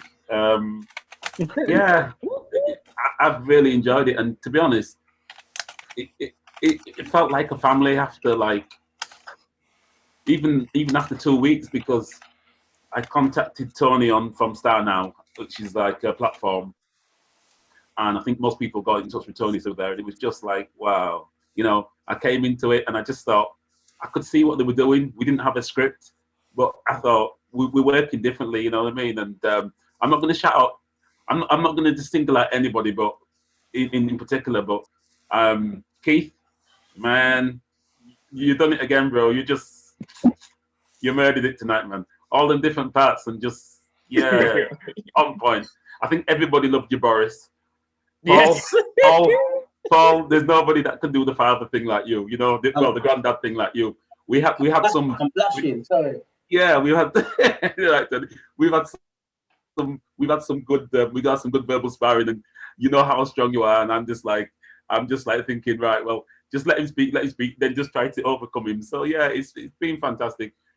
Matthew, you know, a lot of people don't know is that Matthew stepped into this particular role a bit later because certain people had they had personal issues that they couldn't get around, so my man had to jump into it and murdered it. So it's just everybody I mean, we've had days when we just haven't had the number of people that we would have wanted, but we've just kind of mix and blend and just do it how us Nubian people do it. So love you all and big up.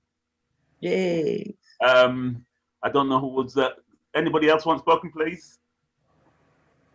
Give me. Hello everyone, I'm Kaleem and I'm from India. And nowadays I'm in Singapore. And tell them what time it is now, my man. Oh, it's now 3:30. Ooh, you see, dedication. So I have been with this group from last 12 weeks. Means this is the first time when I doing such kind of work, and I really like, and the credit goes to Tony for that. Thank you to always. Yeah, and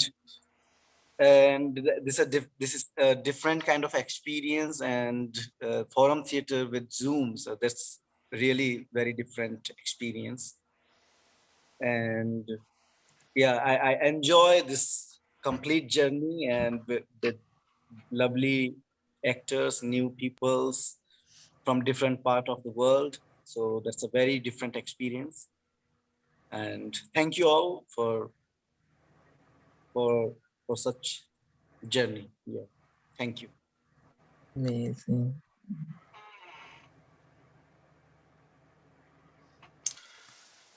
Is that all of the actors? Okay, so if we can look on screen, you'll be able to see the word cloud. There are the words. Those words were the words that you put into the chat.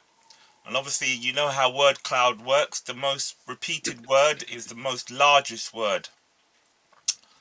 So what do people think about what you're seeing there in terms of those words? Have a look at them. Read those words. That's what you said about this production. That's what you said about the men's play. Anything that's come to mind when you see this? Any audience member want to say something? Well, I'm Christopher Davis Freeman's sister from Leeds, actually. And just to say thank you, because this enthused my brother. He was, as soon as he signed on, he said, I love it, love these guys. He was really enthusiastic about it. So thank you for that. But for me, the words so powerful, pain and trauma, we know this. We know if you're Black, if you're honest and you're Black, you know that pain and trauma is a part of your experience. Don't care what you say. Otherwise, you're ignoring it, or you're being like Tony Sewage. By the way, I call him that as well, so I thought it was just me. But the power, so powerful. We are full of power if we come together. And that's what we need to do. So for me, those words, those three words, yeah. Come together, full of power, and overcome this pain and trauma. That's it. Oh, yeah. Thank you.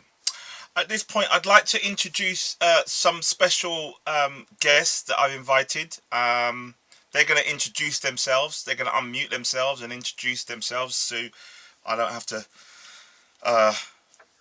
do that. They can do that for themselves. So, my special guests, could you unmute yourself and say who you are and say a little bit about yourself, and then the next person can speak.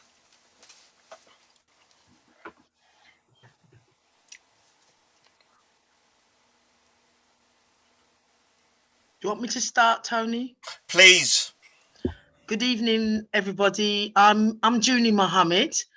How do I describe myself? I don't know. I'm a community activist. I like to know that we're doing something to improve our own condition and progress ourselves as a community.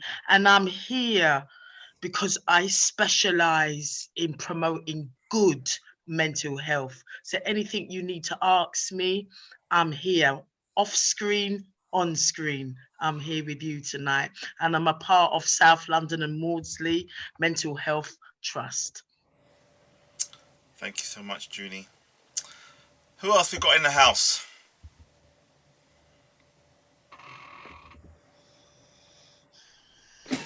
Yeah, Tony, I'll speak. Please. Me? Yeah, okay. Please. Okay, cool. Evening, everyone. My name's Adrian Jones. I've known Tony for well over 20, 25 years.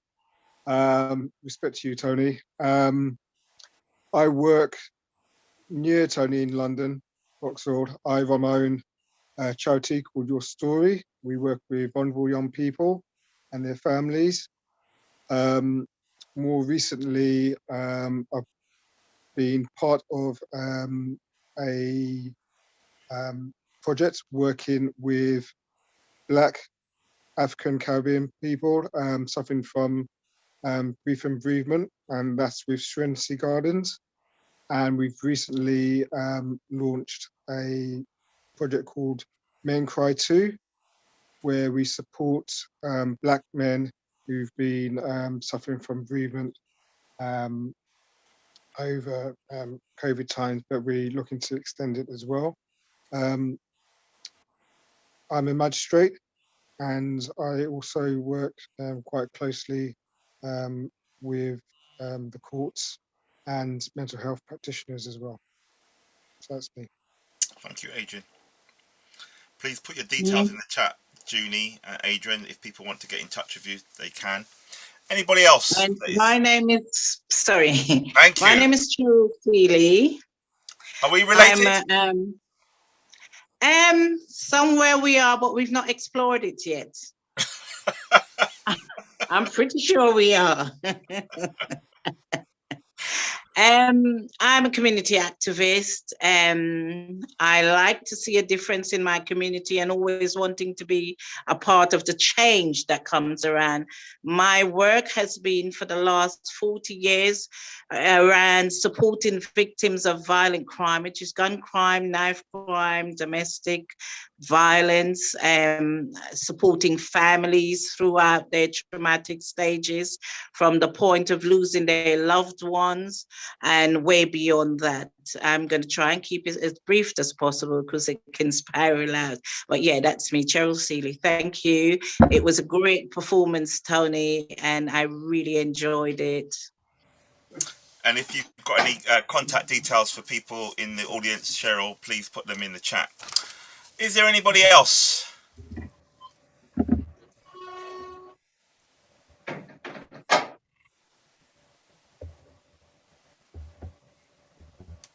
Anybody else? Going once. Where is Marlene? Marlene, come forward. Do we have somebody? Marlene? Going once. Oh, Marlene, you know, I always say something. I thought this was a great performance, and it just brings back memory of what has taken place in our community. And it's good that now we're trying to do something to make change, and we're letting others realize what goes on in our community and how we can all work together as one to change the situation. Because in 2021, we shouldn't be fighting or going through the same situation as we did in the 60s, 70s, and 80s. You know, if it had been dealt with then, we wouldn't be going through it now. So we've started to try to make a change now, and people are recognizing, not only in our community, but in all communities, recognizing there's a problem. And let's hope we can all work together and create a change, because, you know, nobody's going to be happy at the end of the day with this situation for generation up and generation.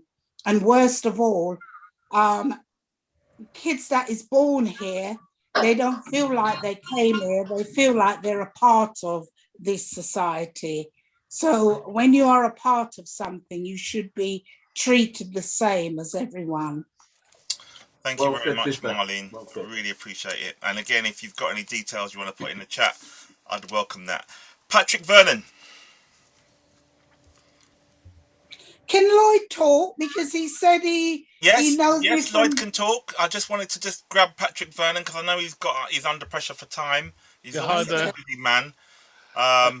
Patrick. Yeah, good evening, everyone. Again, another performance. Waiting for the BAFTAs to come through, Tony. So I'm Patrick Vernon, activist, and doing a lot of work in the community, and it's great to see some friends online. Thank you, Patrick. And again, people might want to get in touch with you. If there is a way that they can do that, please feel free to share. Lloyd. Yes. Good evening, Marlene. How are you doing? Okay. You're the Lloyd that see me in the DJ RV group, yes? Yes, that's the one. I didn't recognize you, but you recognize me. Hi, lovely seeing you. Yes. Thank and you. you know I'm a talker, and I always express. You are an inspiration. You're great. A lot of knowledge and information. Wisdom. It goes with age. And I see Mr. Delroy here as well. Mr. Delroy Forbes. How you doing? Yes, my friend. Okay. Thank you.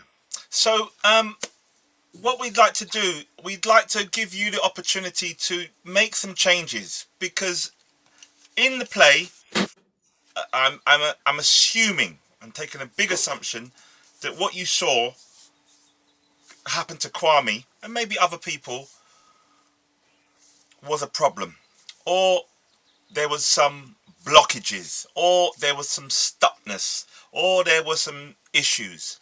And so collectively here tonight, we can explore some of these issues so that we can learn the tactics, the strategies, and maybe have to implement them in the real world. But here in the playground of theatre and drama, we can rehearse for that revolution. We can practice and try out things that perhaps sometimes we can't do, take the risk in real life. But if we can learn and remember and have the imaginations and the confidence and the skills to take that leap of doing things differently, so that next time problems become less, issues become less, there is a lower risk of things escalating.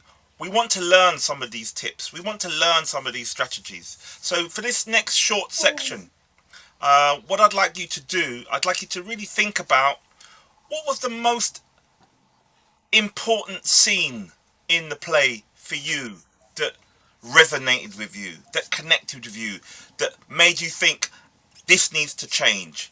That scene, what happened in that particular scene needs to change. So I'm just going to remind you what those scenes were.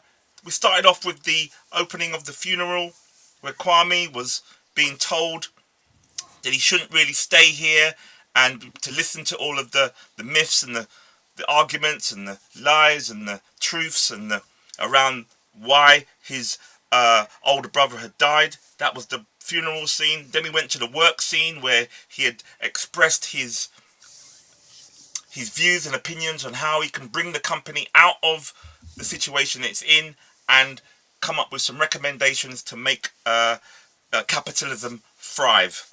And then you had the family scene where you had the grandfather and you had the son and you had the grandson Kwame. All three of them were in that scene talking about issues that were equally important. Maybe it's that scene that you want to relate to. Or is it the bank scene where Kwame went to the bank and he wanted to make a small query around the agreement that he took out a loan and he was going to pay back the loan for 120 days, but in the T's and C's it said 60 days, and he went to sort that out at the bank, and before long the security guard was called and he ended up spending some time in a police cell.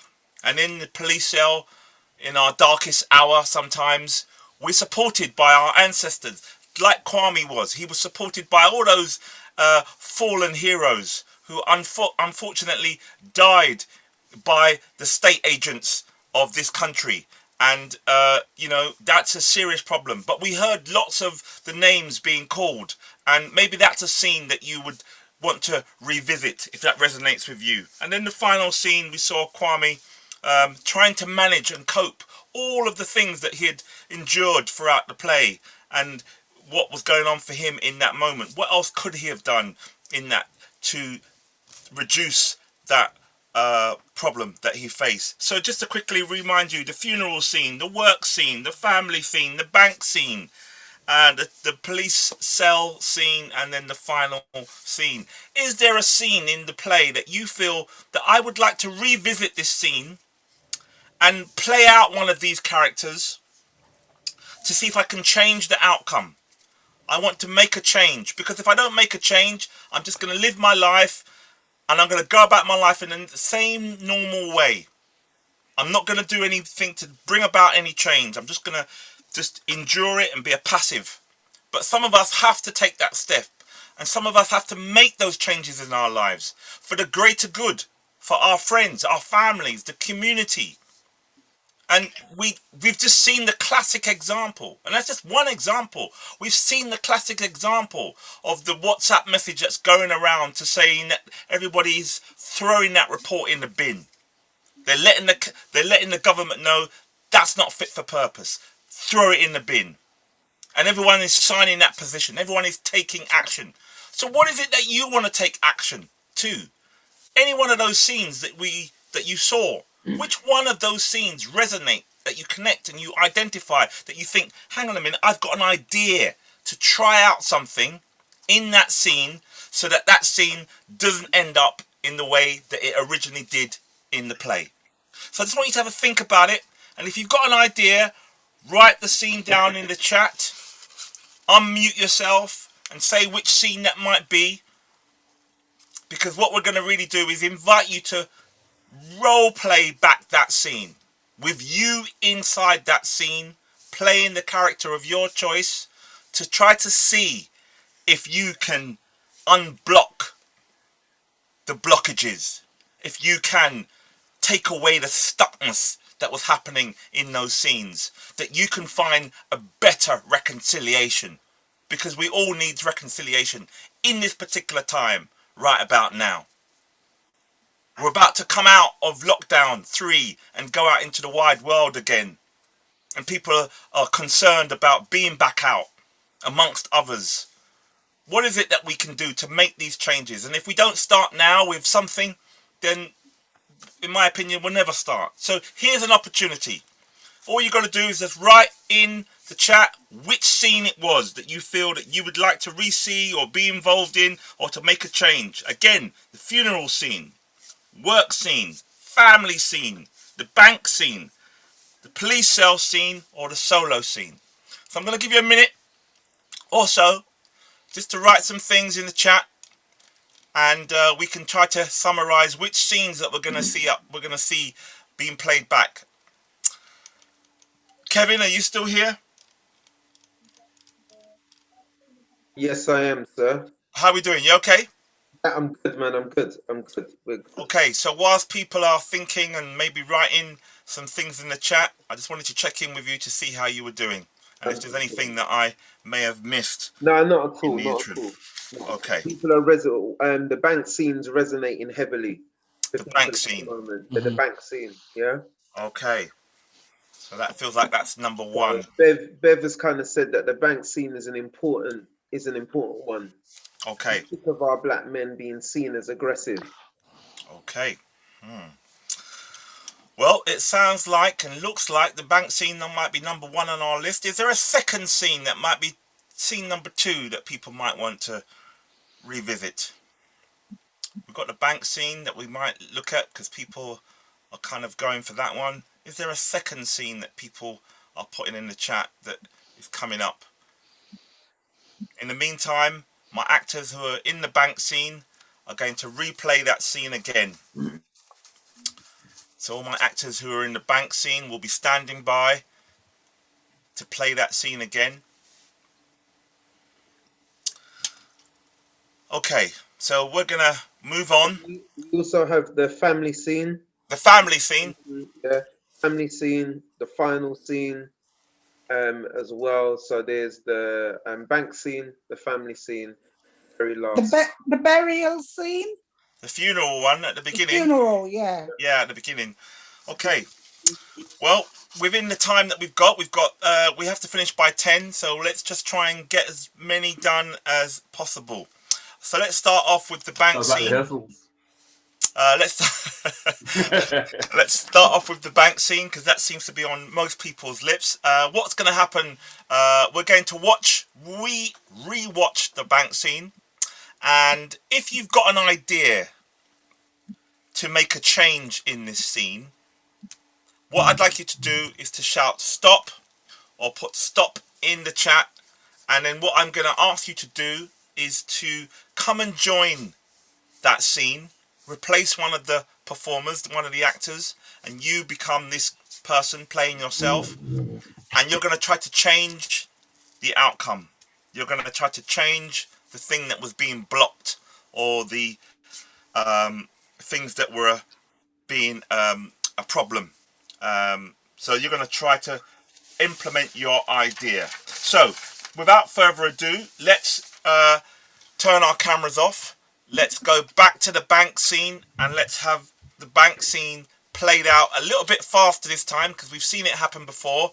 But again, audience members, at any point where you feel that the scene could be done differently, I want you to shout stop or put stop in the chat, and we'll stop the scene and we'll invite you to play out the scene and see if you can make some changes. Okay, standing by. Here we go. 3, 2, 1, action.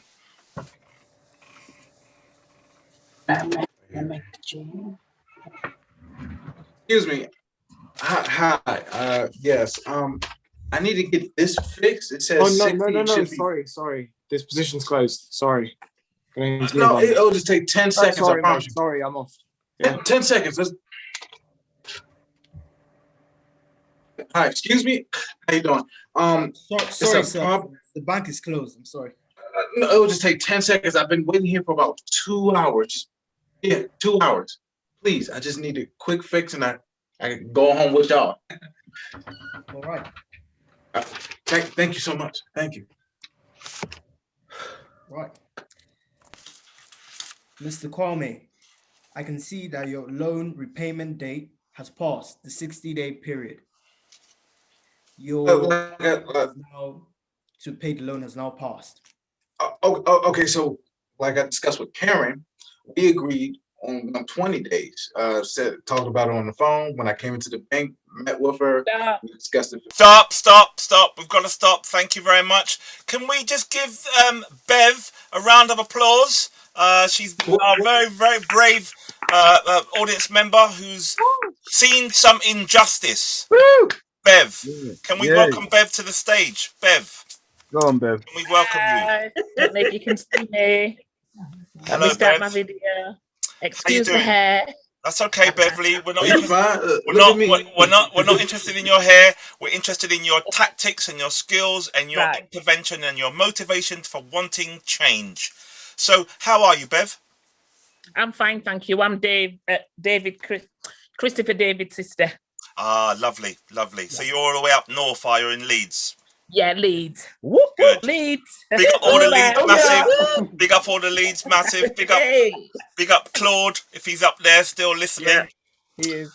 Okay, wonderful. So, Bev, what's the problem for you here? What do you identify with? What blockage or what stuckness do you see, or why have you said stop? What can you think you can do? Don't tell us what you're going to do, but tell us why you stopped the scene.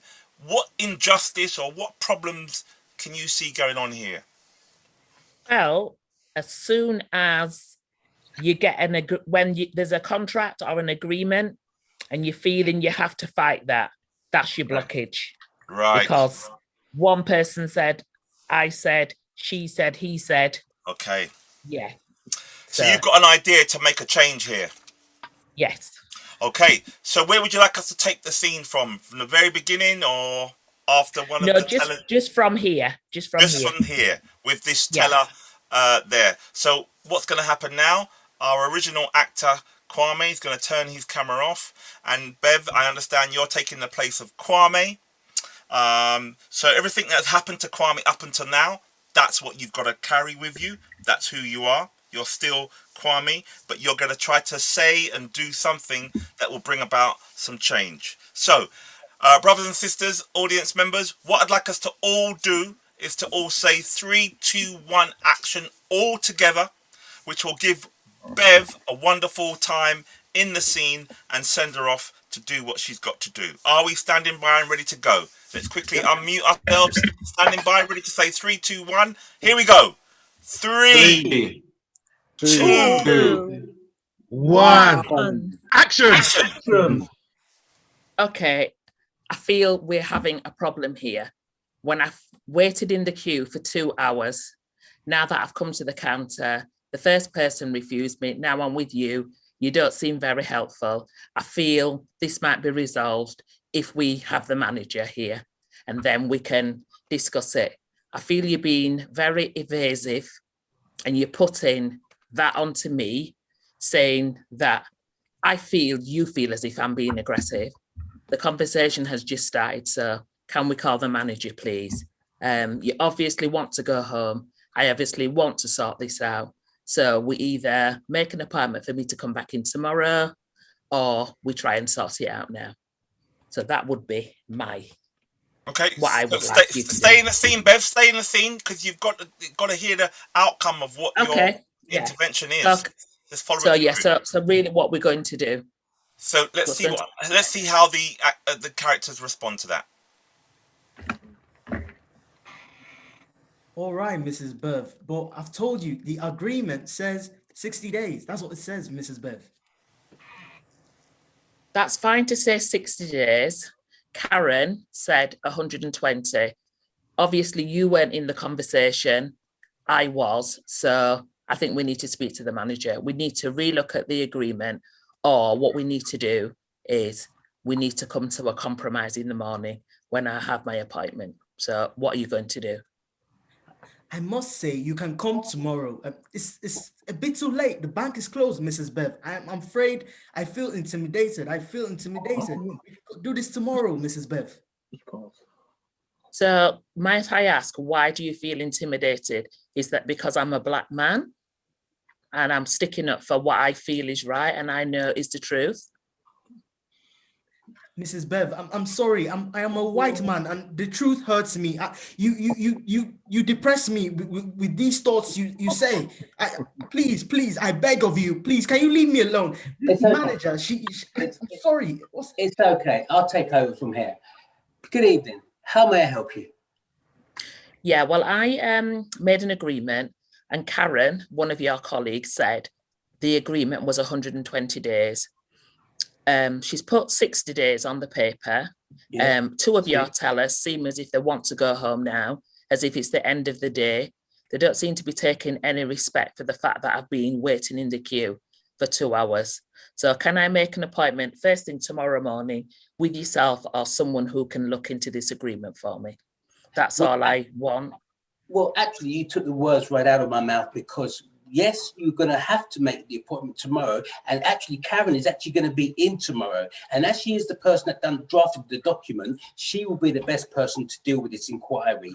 And also, it is actually 4:30, so we do close at 4:30. So it's not that the employee wants to go home, it is his time to clock off.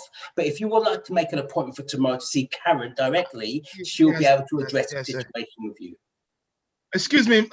I just had a report of someone acting aggressive in the main foyer. The bank is actually closed now. Yeah, it's actually closed, and we need to clear the building. Sir, would you mind coming with me? We need to clear the building. That's fine. Tomorrow, I'll leave now. But just to let you know, I will be back in the morning with my legal representative. Is that a threat? Well, actually, yes, it is. Yeah, it is a threat, because I'll be back in the morning. Could you call the police? Yes, someone just made a threat. Yes. Okay, yes. Could you have the police meet outside? I'm prepared to leave now, but I'll be back in the morning with my legal representation. Yes, fine, that's fine. It's just typical. I haven't raised my voice, but because I'm a Black man, you see me as a threat. You probably feel as if I haven't got enough money to make these repayments. So yeah, that's fine. Bring security, but I'm prepared to leave. I'll just come back in the morning with my legal representation. Thank you very much. Let's give Bev a round of applause, please. Bev, stay there, Bev. Stay there. Let's give Bev a round of applause. Come on, give it up. Come on, Bev. You can write in the chat anything that you want to say to support Bev. Bev, tell us what that was like for you, Bev. A little nerve-wracking, but I liked it because I like to see the right thing being done. I've probably been in this situation. Sheila will tell you, my sister, many a times. Absolutely, definitely. I can say yes, she has. Yeah, as my dad just said, yeah, when I'm taking things back. So, what I want to ask of the wider audience, is this something that you identify with? Have you experienced some kind of issue like this with authority figures before? If you have, write it in the chat or unmute yourself and just tell us a yes. But Bev, what tactic, what strategy did you employ to deal with this situation? I just felt as if they were already had me as a bad person. So my thing is, it's the end of the day, they're tired, and I'm not going to play it into their hands. To me, they were probably going to call security as soon as it got to 4:30 anyway. Yeah. So my thing is, you know what? Come back in the morning. And not to say that you need to calm down, but when you come back tomorrow, you need to bring somebody with you. I'm not going back into the lion's den tomorrow. So let me ask. Security.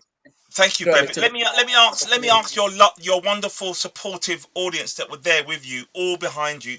Do you think Bev made progress? That's the question I'm asking you. Do you think she made progress? Put it in the chat, yes or no, or maybe, or unmute yourself and explain why you think she did, or maybe you explain why you think she didn't. Did she make progress? Because essentially, from what I understood, she's coming back tomorrow, she's bringing her lawyers with her, and they've called the police. Now, I don't know. Tell me, audience, is that progress? Tony, so you're getting some feedback, yeah? Some Yeah. people are saying there's been some progress. Some people agree there has been. Sheila's saying if she had to go to make an actual time or appointment, that would have been progress. And some people say not really. Joe said not really, nothing has been resolved. God, it's not as easy as we think, is it? I believe, can I speak, Tony? Yes, of course. I believe it was almost perfect. The only thing I would have changed about that, when she was asked, is that a threat? I would have said, it's a promise. The word, just that wording would have been different for me. It's a promise. So, ladies and gentlemen, brothers and sisters who are watching the show, how much do you identify with what you've just seen here, dealing with authority? Raise your hand, put it in the chat. Let us know that you identify. Bev is not alone. She's doing this stuff perhaps day in, day out. We have these challenges. What is it that we can do when we're faced with these types of oppressions? This is where we're in this playground together here to learn from one another. Don't be shy. Let us know. Can we give Bev a round of applause? Because she's just done an amazing work. She just showed us something that we can all take away and try to do and use in the future, even if it means making that final word at the edge, at the end, a promise that Cheryl Feely recommended. Tony, she just texted me and said she's coming on the next one. Okay. Okay. Yes. Tony, I think that the main takeout from here is the main trigger point. Yes. And where people feel that not being listened to. Yes. It's really for us to attempt to take a step back and to reposition our approach to them. Yes. And ask them what and how questions. What is the problem? How can we resolve this? And Adrian, you know, it's all good and well you sitting there in your wonderful armchair watching this piece of theatre, but you know, we need action, we need demonstrations, we need examples. The people out here, we're dying for inspiration, and we need you to just give us a little sample of of how what you're talking about would work in real life. So can we all give Adrian a round of applause, who's going to try to attempt to do this scene in the way that he feels would make some progress. So actors standing by, thank you again, Bev. Everyone turn off their cameras. Actors standing by in the bank. We've got another Kwame entering the bank. He's got the same issues. Everything that's happened to Kwame so far is all real. And here we go. We're going to watch another wonderful person try out this problem that sometimes we face when we're in banks. Try not to get carried out of the bank. Let's give Adrian some support. We're going to say 3, 2, 1, action. Let's all say that together. Get ready. 3, 2, 1. Action. Hi, excuse me. I know we're quite close to closing time, but I've been waiting in the bank for 2 hours. And I was told that I can see.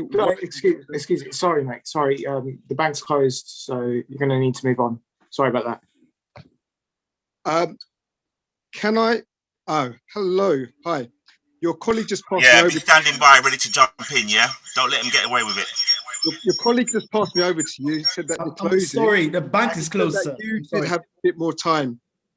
Okay, so your colleague said that we're closing, which I understand. He said that he knows I've been waiting for 2 hours, and said that you probably have a bit more time. I just want to resolve something for 30 seconds. On this document I've got here, I've got a contract. Which document, sir? This one? All right. Yes, that's the one there. Okay, so your colleague. Excuse me, the bank is closed, sir. No, the bank is just closed. Your colleague right now. Sorry, the bank is closed. No, your colleague said that I could have a word with him. So the bank is on the document there, you see the that bank it's got is closed. Could you not serve him, please? The bank is actually closed. And could you Okay, notify your supervisor as well?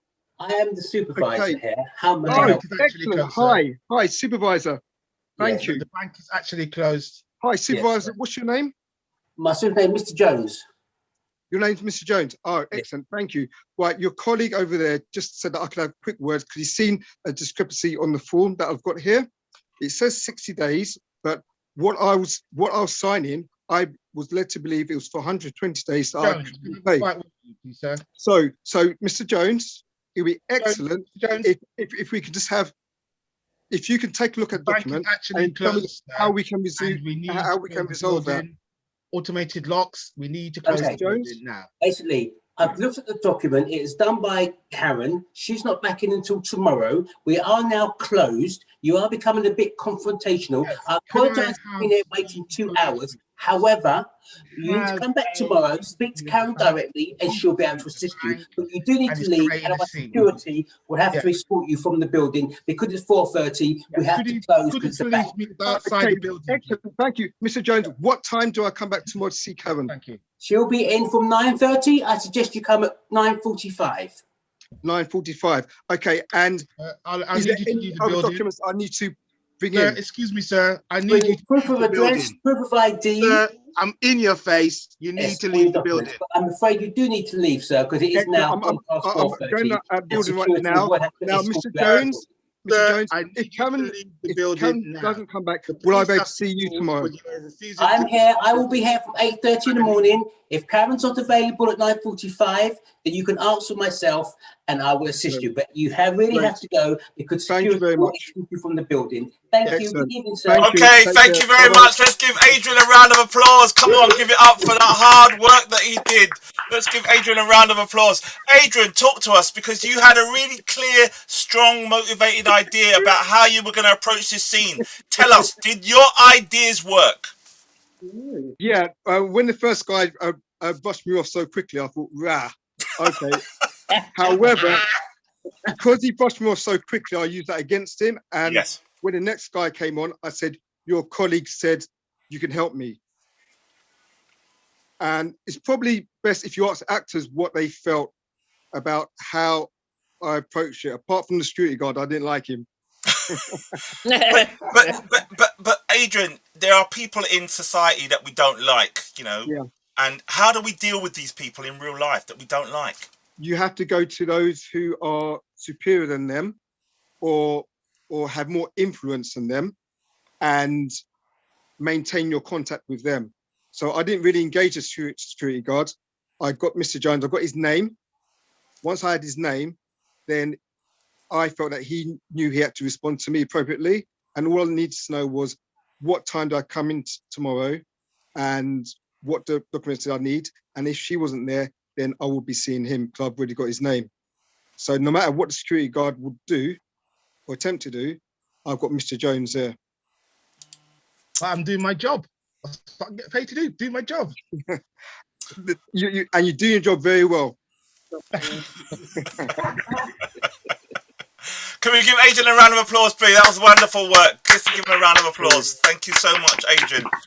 Absolutely blinding. So we can learn some of these tactics and strategies for real life. Now, people said there was a couple of other scenes that people wanted to visit. What was those scenes again? Kevin, could you remind me on the list that was of order or importance? I think it was the family scene, if I remember correctly. I think there was one about the family scene and there was the final scene as well. Okay, so let's look at the family scene. So we need grandfather, we need dad, and we need Kwame.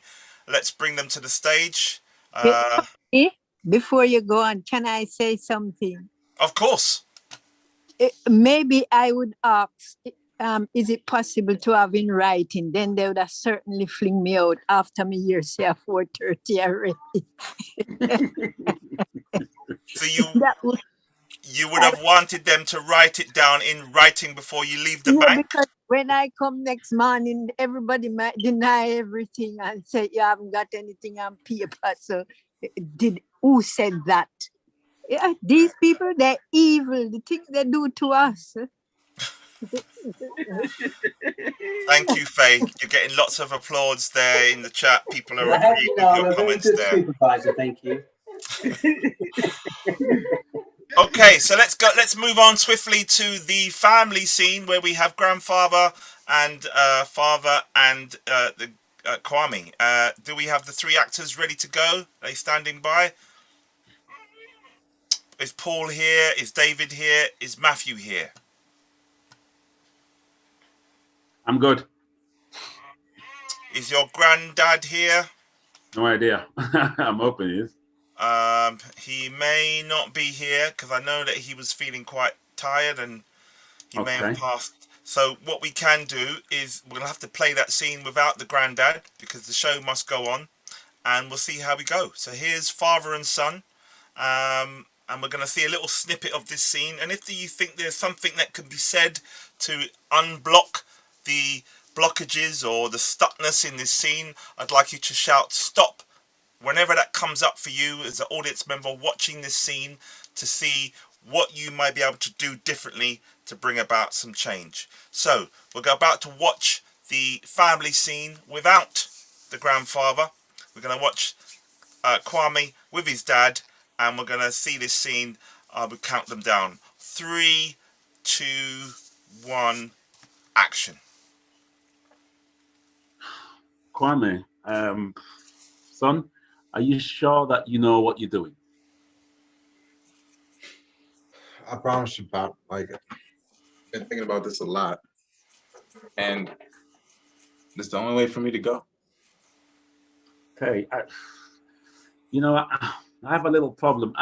I was thinking that maybe you'd even look at maybe changing your career or doing something else, but working for yourself in this climate as well. Man. Well, that was my idea actually. I decided to start my own clothing line. So, yeah. You don't think that's a good idea? I just worry because you've got to remortgage and you've got to do remortgage what? How I just come inside here and I hear remortgage. What happened to him? Why am I remortgage? Kwame, do you want to speak to that? Yeah, I got it. I quit my job. Yeah. You do what? I quit my job because I wasn't happy. Boy, you is one stupid boy. You're stupid. Okay. And here come the insults. Okay. Dad. We're not going to get anywhere. We're supposed to be trying to have a conversation. Calling Kwame stupid, it's not helpful. It's not going to help the situation. And you stupid too if you're behind him. You see, this boy, it's like, Dad, I'm trying to work with you. I love you, but boy, you don't make it easy. And at the end of the day, Kwame is going to do what he's going to do regardless of what you want to do. And he'll probably do what he wants to do regardless of what I tell him to, because every man have to make their own way. And so that's it. So you have his back then? I want him to do, and he's not going back to that job. That's what I can tell you right now. I agree with him there. All right. Wait. Pop, do you have my back? Well, as I said, I don't know about. I still want you to explore about looking for other jobs rather than doing the business. But I agree that you shouldn't go back to that place. There's nothing there for you now. You've outgrown that place. But your granddad is just. All right. You're not answering the question directly. You keep. Kwame, what are you going to do? What are you going to do? What is your prospects? Where you going from here? Okay, so I'm just gonna start my own clothing brand. I'm gonna take out a loan if I have to, mortgage the house, and go from there. I love And your father is into that. He didn't give a direct answer, but I he just knows that I don't like. Look, I want him to do something, not to go back to that job. I'm not saying that I want him to start his own business, you know, but you know. So you don't believe him? Going back there. Oh, okay, well, I tell you this. The two of them come out of my house. Stop. I don't want to see you Stop. again. Stop. Thank you. Who said stop? Sheila. My little sister. Can you show yourself, please? Turn your camera yeah, on so the wonderful audience can see your beautiful face and we can see you. Okay, I won't go that far. Sheila. But, yeah. Okay. Hi, how you doing? Hi, everyone. How are you? I'm all right, thank you. This is excellent, man. I'm feeling really sick all day. Started a new job, and this has really pepped me up. So, yeah, oh, I'm so glad to hear that. We don't tell you it would. Yeah, all right. Quiet, you. So I'm glad to hear that. So why have you said stop? What is the blockages, or what is the stuckness, or what is the problem that you see that you would like to fix here? Don't tell us what you're going to do, but why have you said stop? What's the injustice? What is the concern that you have? Just Pops just really not listening to the younger person's point of view. Right. So you've got an idea to make some changes. Think so, yeah. Good. Well, let's give her a round of applause. We're going to put her in the scene. We're going to watch. We're going to see how she gets on. So Matthew's going to turn off his camera. We're going to rewind the scene slightly. And Sheila, you've got your son, your dad, and you've got your granddad in this scene, and they're all talking about you. All what we've learned about so far about Kwame is real, is all on board. You have to take all of that on board, but you're going to come up with a new tactic or strategy that you want to show us that we can learn from. So let's count Sheila down and see what happens and how she makes these changes. Let's count her down from 3, 2, 1, go. Action. Well, Kwame, I hear you all talking about starting business and thing, and I don't want to. Sorry, my fault, Sheila. You're Kwame. Oh, my Kwame. Oh, yeah, you're sorry. Kwame. Okay. This is your granddad, and your dad is also in the scene. Okay, sorry, I thought okay. it was the granddad. That's all right. Not a problem. Tony, am I still in the scene then? Yeah, you're still in the scene. Oh, sorry, I'm losing track as well. Sorry. Yeah, you're not then away. Exactly. Okay, we're gonna quickly. Hold on. Why don't you let her play the granddad? Who did you want to? Who did you identify with? I did want to be the granddad. You did. Okay, well you can be the granddad. So let's bring back Kwame. Yeah. Paul, you can turn your camera off. Sheila's going to be playing granddad, and Kwame's here with his dad. Kwame, are you ready? Okay, standing by. 3, 2, 1, action. Dad, we've been going around this for it's an hour now, and we're not getting nowhere. I've only come over today to actually just to check that you're okay, because you know you're 78 years old and you don't want to slow down. I'm struggling. I'm not slowing down nothing. What I want to talk to all you young people about is you got all these fancy ideas, but you think are all but are not full and not stupid. So what I want you to do is explain to me why he left the job. I'm going to try to listen and not argue. I just want to find out what plans he has, if he has any kind of financial backing or anything. I know you think I'm stupid, but I'm not stupid. Well, Kwame is the best one to do that. You know, he must have an idea of where he left. Son, no, talk then, Kwame. Come, let me hear you. Okay. I have a passion for clothing, and you know, I'm very creative, and the plan is to just make my own clothing company.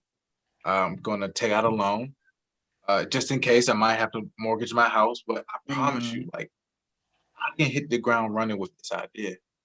Let me ask you something. You have business plan? Well, first, come up with some mock-ups, which I already did. From the mock-ups, try to go find other investors. Just yeah, and then from there, kind of just find a good clothing tee to kind of get making those. It come to me, I don't want to be negative, but it come to me like you got a lot of things that you're gonna have to find. I got to do this and I got to do that, but it seemed like you don't find them yet. So where I go get the experience from? Yeah, I feel that too. I mean, I got the experience. It's just I don't got the resources. That's the only thing I lack. And at the end of the day, it's always money that comes back to the resources, the foundation to things. So Kwame, you think that a young black man like you just gonna walk in at the bank and them gonna give you money?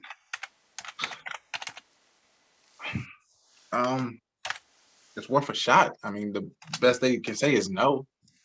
The thing I don't like about it is that you're looking at your mortgage and saying you're going to remortgage house. That is your security. And I'm from an old school. And it was very hard when we come here for us to get mortgage. So man, you might scoff at it, but it comes to us hard. Yeah, one cocoa full basket, you know? One person get a house, one person get a house. So you might think that I'm being dismissive. I am just worried about you because for you to get a mortgage, I was very proud of you. And I don't want you to put it at risk. So I just want you to get the proper advice before you go make any decision. That is all he's asking from you, okay? And you know what, son? It's not always that I agree with Pops, but on this occasion, Pops is right because it is a security. It's something, and I know you don't want to hear it too. The only thing that we agree on, me and you, I think, is that you can't go back to that place, and you're not going back there cap in hand, and that's for nothing. But boy.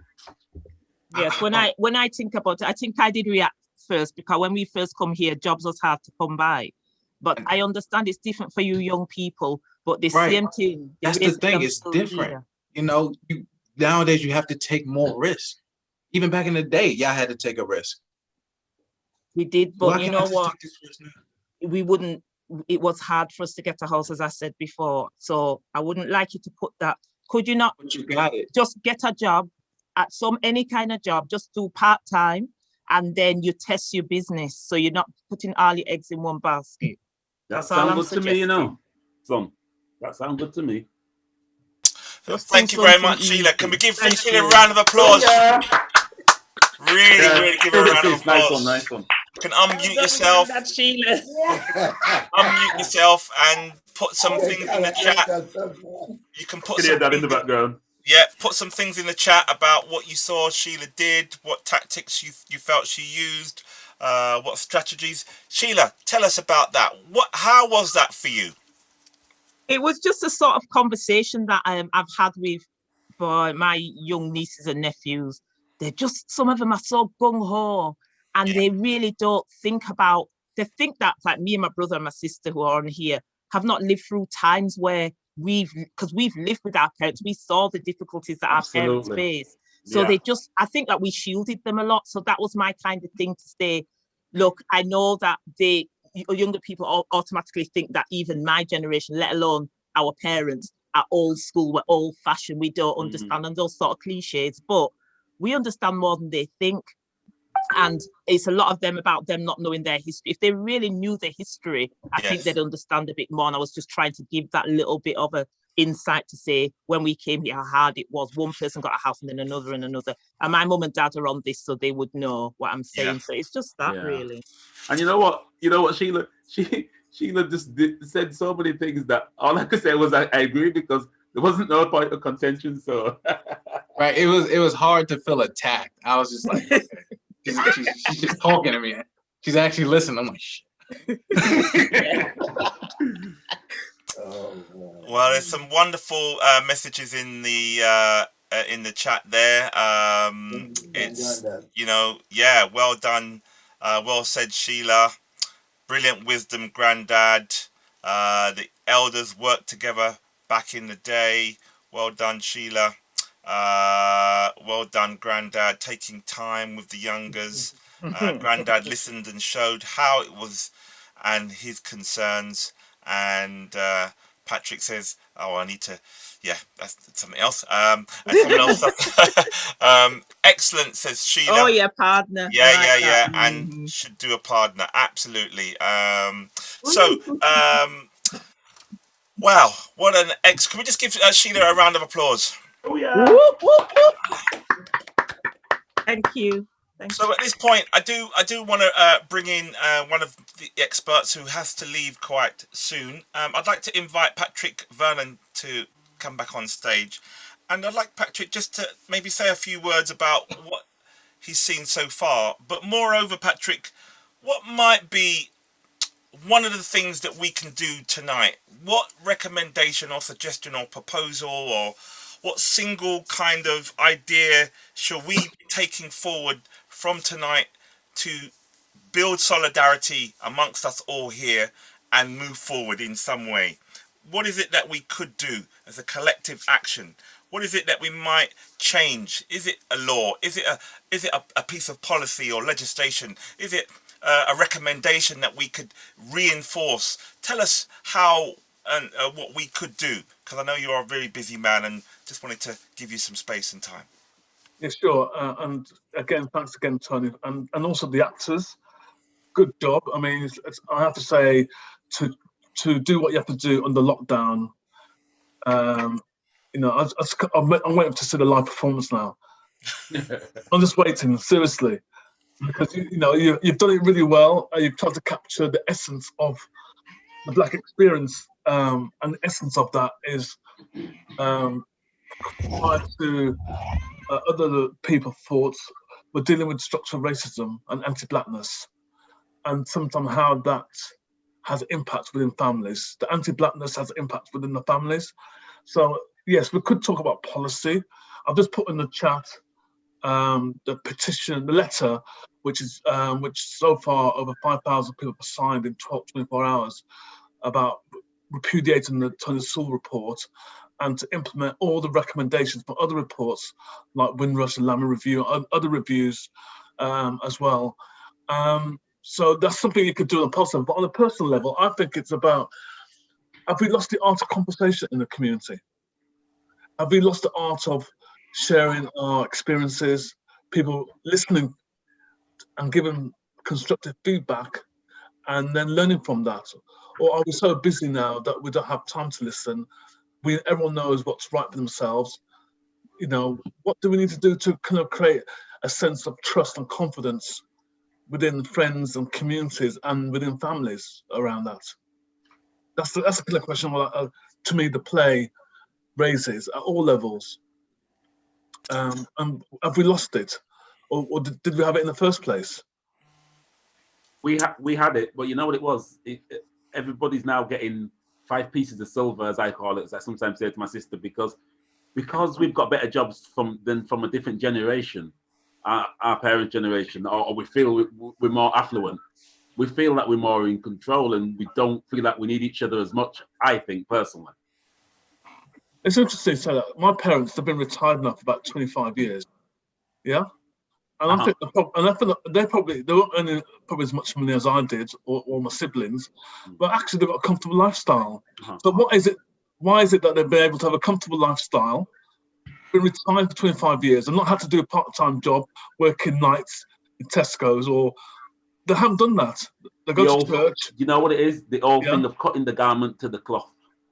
Okay. Yeah, that's it, I think. Simple. So we've got some comments in the chat there. Bev says, trust is sure needed so we can move forward together. Money talks, so people are getting their 30 pieces of silver and leaving the flight to others. Cheryl Celia says, approaching policy will be great and will make a difference, but community conversations will go a long way at being inclusive, and agreed by David.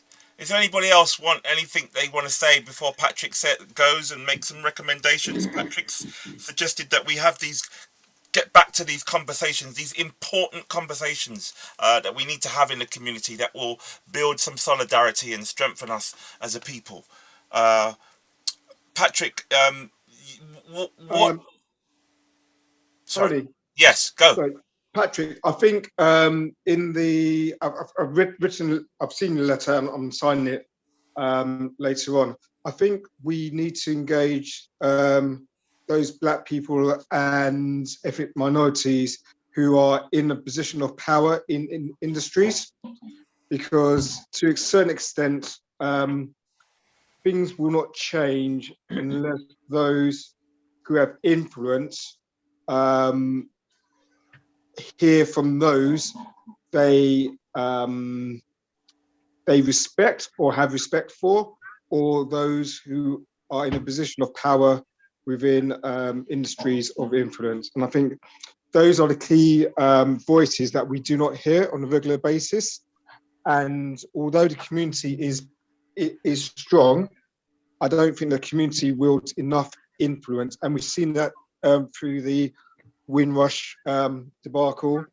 And all I have to say is, if that was within the Jewish community that happened and Jewish people were being sent back to countries where they have no family ties, then there will be uproar and more people's heads will roll from government. So I think that we need to engage those who have influence within industry to help us fight this battle. Okay, so maybe you should contact Tony Sewell then. No, seriously, if we say people influence, what do you mean by, it depends what you mean by people influence. You mean Black people influence? Black people of influence, minority ethnic people of influence. You look at the steel factory, you look at the steel manufacturing industry that's held up in Britain by Asian people, and they have fared better than we have in the report. However, you've got Bangladeshi communities which are suffering within London and so forth. So there's people with it of influence who can make a difference. But we are of influence. I mean, you know, I was involved in the Windrush scandal. You know, with all due respect, people of influence kept their head down. I know. That's what I'm saying. So you know, if we were to defend people of influence, if we have to call them out or have individual private conversation with them to find out what is it that they are afraid of to... No, I'll tell you what happened, because I had those conversations with those people of influence. It's only when they see a jet stream of activism that they feel that, okay, we have to get involved in it. That, you know, so, I mean, Du Bois talked about the talented 10th. He had this vision of America with his organization that he helped to found, the NAACP, that the Black intelligentsia will help the poor Blacks in the Deep South to save themselves, you know. But it didn't. It required a mass movement. In the end, it required a civil rights movement starting in the late 50s onwards, of ordinary people who rose to the plate. Obviously, you had individual people like Martin Luther King, but you had foot soldiers, and it was tens of thousands of foot soldiers that made a difference. That's why it was called the Civil Rights Movement. It wasn't called the Martin Luther King Movement or the Martin Luther King Foundation. It was called the Civil Rights Movement, and we have a history of that. The question is, what do we need to do to energize that? There is a lot of energy right now, because, and I have to thank Tony Sewell for the report, because the report has energized us. Maybe we've been sleeping too long. Maybe we've been sitting on our laurels. Mm-hmm. Yeah, we're awake, Patrick. We've woken up. Mm-hmm. Junie Mohammed, you had your hand up. Can you come in? I know Patrick's got to go in a few minutes. I just wanted to say that it's really important that we respect each other's contribution to the struggle. I think we always look into somebody else and making inappropriate comparisons with people whose narratives are very different. And I actually take my hat off to you, Patrick, for making sure our narrative is being told specifically. I think one of the biggest issues is that the Asian community and their histories and the way that they operate is very different because of the root and how they can function. we have been decimated and mashed up. So as we come back together, that we can even hear each other and celebrate what we bring to the table. The more we can do that and honor that we hold the solutions to our story, then we can make progress. Just like what we did tonight, we do hold the solutions to our own story, but we need to believe that and then respond to that and gather ourselves together and push together to make a change. So I'm in agreement with you. Thanks very much for that, Patrick. And thank you, Junie, because I've known you for many years. You're one of these sisters that just deliver in the community. You work quietly away, you're trying to influence stuff. So respect to you. Seriously, I love you. You're brilliant. You're fantastic. You have seminar and conference, whole place back. So Patrick, are there some final words before I know you got to rush off. What are you going to leave us with? What are you going to inform us of? What are you going to inspire us to do before we leave here tonight, Patrick? We're all agents. We all have agency, all of us. We can't say and wait for someone to tell us. For many, many decades, everyone's been waiting in the community for this black person, male or female, who's going to come from the horizon on a shining armor vehicle to save us all. We have to save ourselves, basically. There's no kind of person that's going to come out of the woodwork and show us the way. We have to create the way. If you've noticed, did anyone watch the Black Panther documentary last week on BBC Two? That was a real struggle then, back in the 70s. It was. This is child's play. Come on, this is what we're doing. Is compared to when our parents came here in the colour bar. I'm telling you, people will be spitting in your face saying you ain't gonna get this job or you're not gonna get the housing. Okay, it's called structural racism. It's more styled, and what happens is a lot of people, and sadly, a lot of young people get duped into this structural racism stuff because I think it's like the Matrix. Things are cool. I'm hanging out with my hipster friends. That's cool. So one day you realise actually there's a dividing line between what they can get away with and what you can't get away with. So you might be two young people. They might have both gone to Oxbridge, both same age, both educated. They go on a Black Lives Matter demo. Who's going to get arrested? The white one or the black one? Exactly. And so we have. So I think it's about we have to kind of strategize a bit more.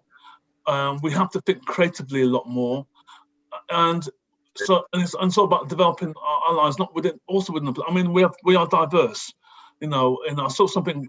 Kevin, another brother, Kevin left sort of message in the chat about having a cohesive voice. And maybe that's the difference between us and maybe other communities. They appear to have a more cohesive voice.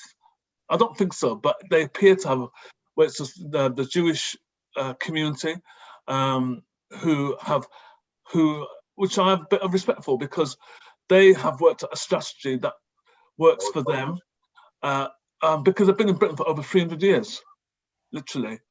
From the time that they got kicked out of Spain, during the Spanish Inquisition, and they fled Europe and they came to Britain. So they've had to learn a strategy.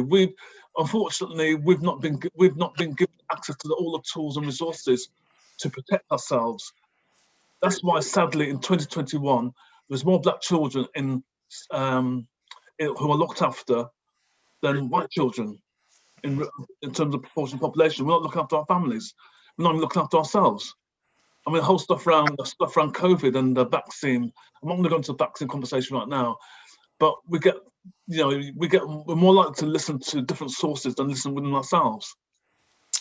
Patrick, can I say thank you very much for giving up your time tonight to be with us? Absolutely. I really do appreciate it. I know you're a busy man and got to go after other things, but can I just say thank you? And wonderful. Thank you very much. Patrick Vernon there, brothers and sisters, ladies and gentlemen. Okay. Thank you, Patrick. Okay, Really good night, everyone. All right. All right. See you, Patrick. Bye. So we're on the way to wrapping up the show. I know that there's a few more comments. Before I want to bring back on the actors, all of the actors that are still here, but I want you to put in the chat what is the one thing that you think that we need to do now to make these changes in our lives, in society, for our neighborhoods? We already see that Patrick has talked about sign the petition to bring down that report. But what else can we do on a single basis, on an individual basis, on a next door basis, on a smaller scale? What is it that we should be doing? What are the recommendations, proposals, suggestions that you think we should be doing as a community? Put it in the chat. I'm also going to put the evaluation form, so if you could fill that out, and it's only a few questions on there, tick box questions. If you could fill that in and send that back, we would really appreciate it. So let's just try to go towards wrapping up. I want to bring all the actors back on so that you can ask them any questions that you want to say, because it's their show. They put in all this time and energy to create this work tonight. So it's only fair that we allow space for them to have a bit of a Q&A. So who would like to ask any question of the performers or the show? That young man, the youngest one. Me. Not you. You're not the youngest one. Is he still up? Yeah, to Portsmouth. Is he? Is he from Portsmouth? That was Sunny. I don't know if Sunny's still here. If Sunny's here, he may not be here. Earth to Sunny. Sunny. Anyway, while we're waiting on Sunny, just to say, it is really good to see a variety and younger men getting involved in the production. That really just shows how far you're reaching and stretching the actors to play so many characters like what you did. You played so many characters today. As well. So I know he's gone, but you know, yourselves, the way that you can take on real life issues and demonstrate it in a way that was spot on. I felt it moved me. And that, I think, is how we're going to promote our own mental health. When you see your own story being told, you know that you've been seen, you've been heard. And that, I think it's a very good way to tell the messages that we need each other to understand. Thank you. Thank you, Julie. Thank you. Anybody else got anything to say to these wonderful performers? Any audience members? Unmute yourself or write the question in the chat. They're here for you now. Now's their time to talk to them. They would love to do a Q&A with you about anything that's come up for you tonight in the show. You might want to ask them. Angela Graham says, find our voice and be a challenger and not a bystander or a colluder. Remember that our ancestors had to endure for us to be here with no other options. That was something that you kind of relate to, Paul, in the scenes that you played. I'd like to introduce Paul, if that's not too much pressure, our youngest member of the group. Paul, are you still here? Can I invite you to open your camera and share a little something from a sort of the youngest member of the group point of view? Paul, are you here? You talking to me? Of course. The young. I didn't know there was two of us. I'm.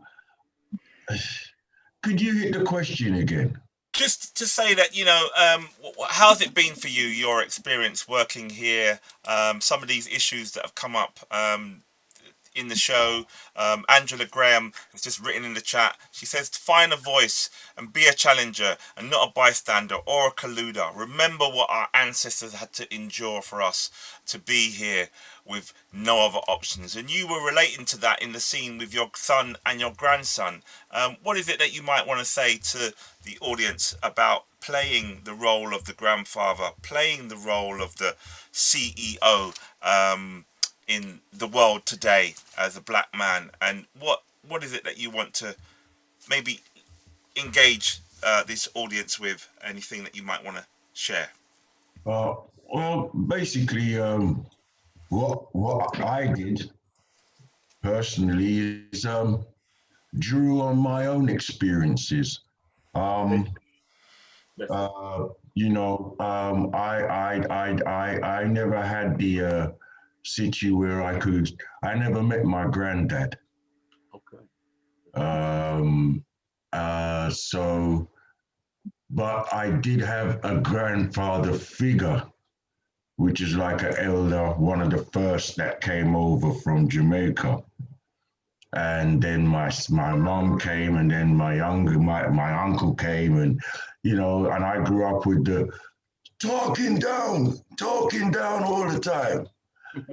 So yeah, I used that, and basically the CEO. I worked for a firm that was I tried to take him off. And that's exactly how he was, you know, or to my interpretation of him. And there was a few. I mean, like Tony says, I'm most probably the eldest here, which I think is a good thing for me to work with younger people. So yeah. Once again, I'd like to thank Tony and all of my co-actors. You brought out a little something in me that's been there for years, but I haven't used. It's been lying dormant because basically all I do is music all my life. But I did act for a while back in the day with Black Theatre Co-op and them kind of guys. So yeah, but once again, thank you for pulling me out of that shell. And Tony, thanks for letting me on the phone. You're welcome. Thank you, Paul. Anybody else of the actors want to say something about tonight? The audience is still here. They still might want to hear one or two words or phrases from you. Do you know what I want to say?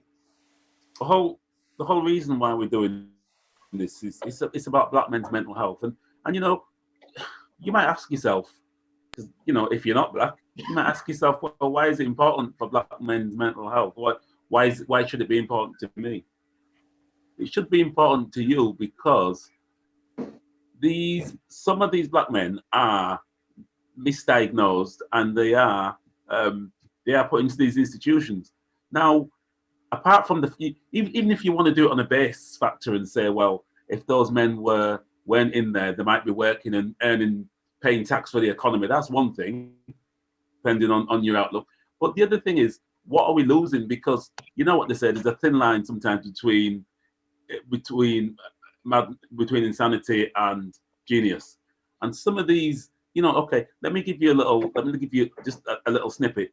When I was in school in the 80s, and Paul will resonate with this because obviously Paul will remember Paul knows the whole DJ scene from way back, even before me. But some of these guys were toasters, Paul, you know, so the MCs as we call them, and they used to be they just were chatting the lyrics to themselves, and the teachers heard them talking. They thought they were talking to themselves, if you know what I mean. Actually going mad talking to themselves. They wanted because these teachers were from Middle England compared to where we were from ghetto side. They thought, well, nobody goes around talking to themselves, and they wanted to maybe get them psychiatrically tested. So if you don't understand, we were actually tested. We were. Yeah. I was going. And if you don't understand the narrative, then you go around thinking, oh well, these young men are not stable, and so you're using your Eurocentric outlook on African men. We're completely different. You know what I mean? We have we don't just have a different physiology. We use our hands. We're quite expressive. They're not. So that's a problem. You're aggressive. You know, yes. I mean, we've only got a short time, but there's so many things that I could mention. And the bottom line is, we are in the community, and this includes Caucasians, Asians, Chinese. They're losing some brilliant men for the what I would call the fate of a black planet, which is that we're not sure about these men, and we're not sure what they're like. But these are men that could enhance our world and our community. So that's what I want to say. Thank you. So we've got about 4 minutes left, and I just want to if there's any other final actors that want to say something before we have to close down. Ayo. Yeah, hi everyone. Thank you once again. I just want to sell myself a bit. I act, I'm very versatile. I've been doing this for a long time. I can do RP English, I can do South London English, I can do Nigerian English, I can do Pidgin English. I'm serious. I'm based in London and Nottingham. I'm ready to travel. I work well with directors. I also write scripts. I do film. So hit me up. I'll just put my email and number in the chat. Yeah, so let's make good art. And yeah, that's by the way. Ayo, you're hired. Yeah, so that's by the way. Yeah, everything everyone has said is salient, is important. We definitely should be considered equal, and we're doing our part. So I want to say thank you and God bless you to everyone that is doing their part to push this agenda. So thank you once again for everything. Thank you, Ayo. Anybody else got any final closing comments to say, audience or actors? Don't forget the evaluation. Thank you to everyone. Yeah, just a big thank you from my mum, my dad, myself, and Sheila. I'm speaking on behalf of Sheila as well. Yeah, I can speak for myself. Right. Tony, can we be cheeky? Tony, can we be a bit cheeky and speak to my mum and dad? Of course, absolutely, absolutely. Yes, okay, please. Bev, put mum and dad on. Let me just say hello to them. Say something, Mum. Say something, Dad. I really enjoyed the play. And Thank it's you, been Mother. brilliant. Thank And you. it's brilliant. Yes. I would say big up, David. That was good. Thanks, Dad. On that note, I'm going to let you lot get your cocoa and go to your bed. Yeah, I'm cutting them off now. Thank you. Oh, wonderful, wonderful. Thank you so much for all your hard work, your love, there's this inner spirit that wants to tell the story. Thank you for sharing your therapeutic journey. Thank you, Junie. It's always good to have you close by with us, Spirit. Absolutely. Yeah. Okay, I'm going to say good night now because I need more than cocoa. Bye. Night, Junie. Bye-bye. Good night, my dear. Good night. I'll see you soon. Good night, Junie. Night. Good night, Junie. Everyone. Bye-bye. Bye. Any final words from the audience or the actors? Whereabouts in America are you, Matt? I actually live in Maryland. In Maryland? Yes. Okay, cool. Do they make cookies there? Cookies everywhere. Yeah, I mean, I'd like to say, Maryland cookies. Yeah, I would like to say before I go, it's been a great evening. Thank you for the audience and thank you for your feedback. And I would like to see you all again on Friday. You know, there might be a slight variation in what we're doing or how we tweak it, but Friday is the next date and we'll take it from there. Thank you everyone for turning up and supporting us. We really appreciate it on behalf of the actors and the outstanding crew, Tom, Kevin, Gerwin, and Tony, of course, Thank you all. Thank you. Yep. Thank you. Thank you, everyone. And the evaluation form is in the chat. So if you can click on that form, there's only a few questions to ask. If you could quickly fill that in and send that off to us, we really appreciate it. That helps with the standard and the practice that we're going to continue doing this work. So if you could help us by filling in that evaluation form that's in the chat. But on behalf of the actors, could you just copy and paste it again so it can come down so we can find it? I'd love to. Please. Yeah, Thank sure. you. Yeah. There it is, right in the chat. Cheers. Right there you go. You. On behalf of the actors, they're going to meet me back here on Friday, 5 o'clock, for us to do another show.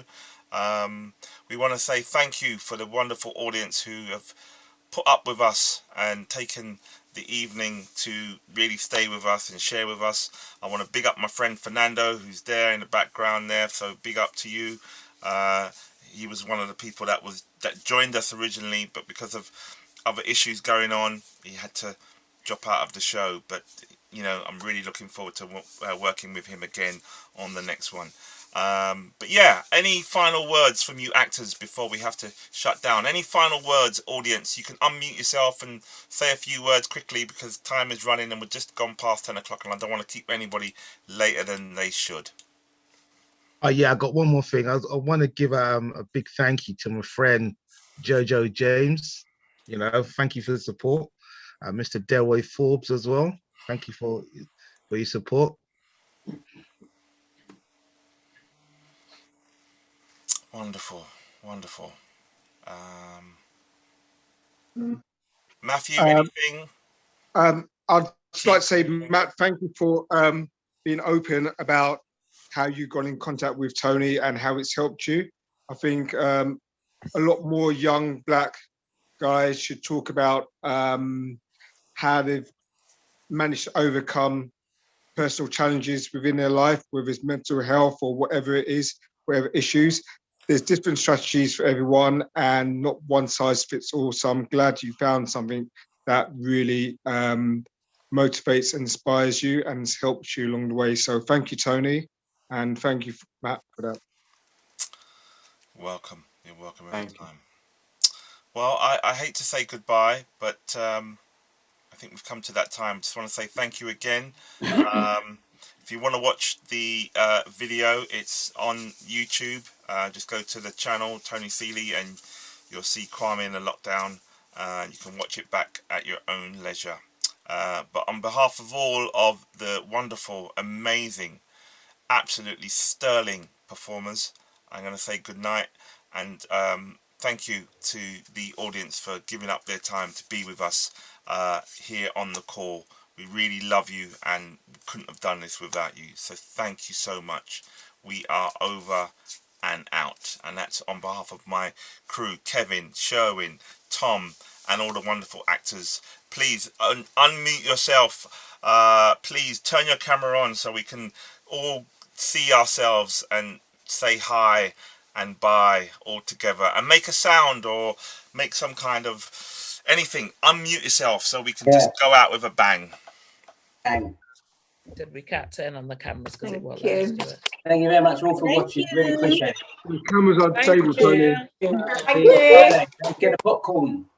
Thank you. Thank you, everyone. No, welcome. Thanks for turning up. Bye. Brilliant. Thanks. Well done, bro. Thank you, sis. Well done, guys. Well done. Well done, Tony. Thank you. Thank you, everybody.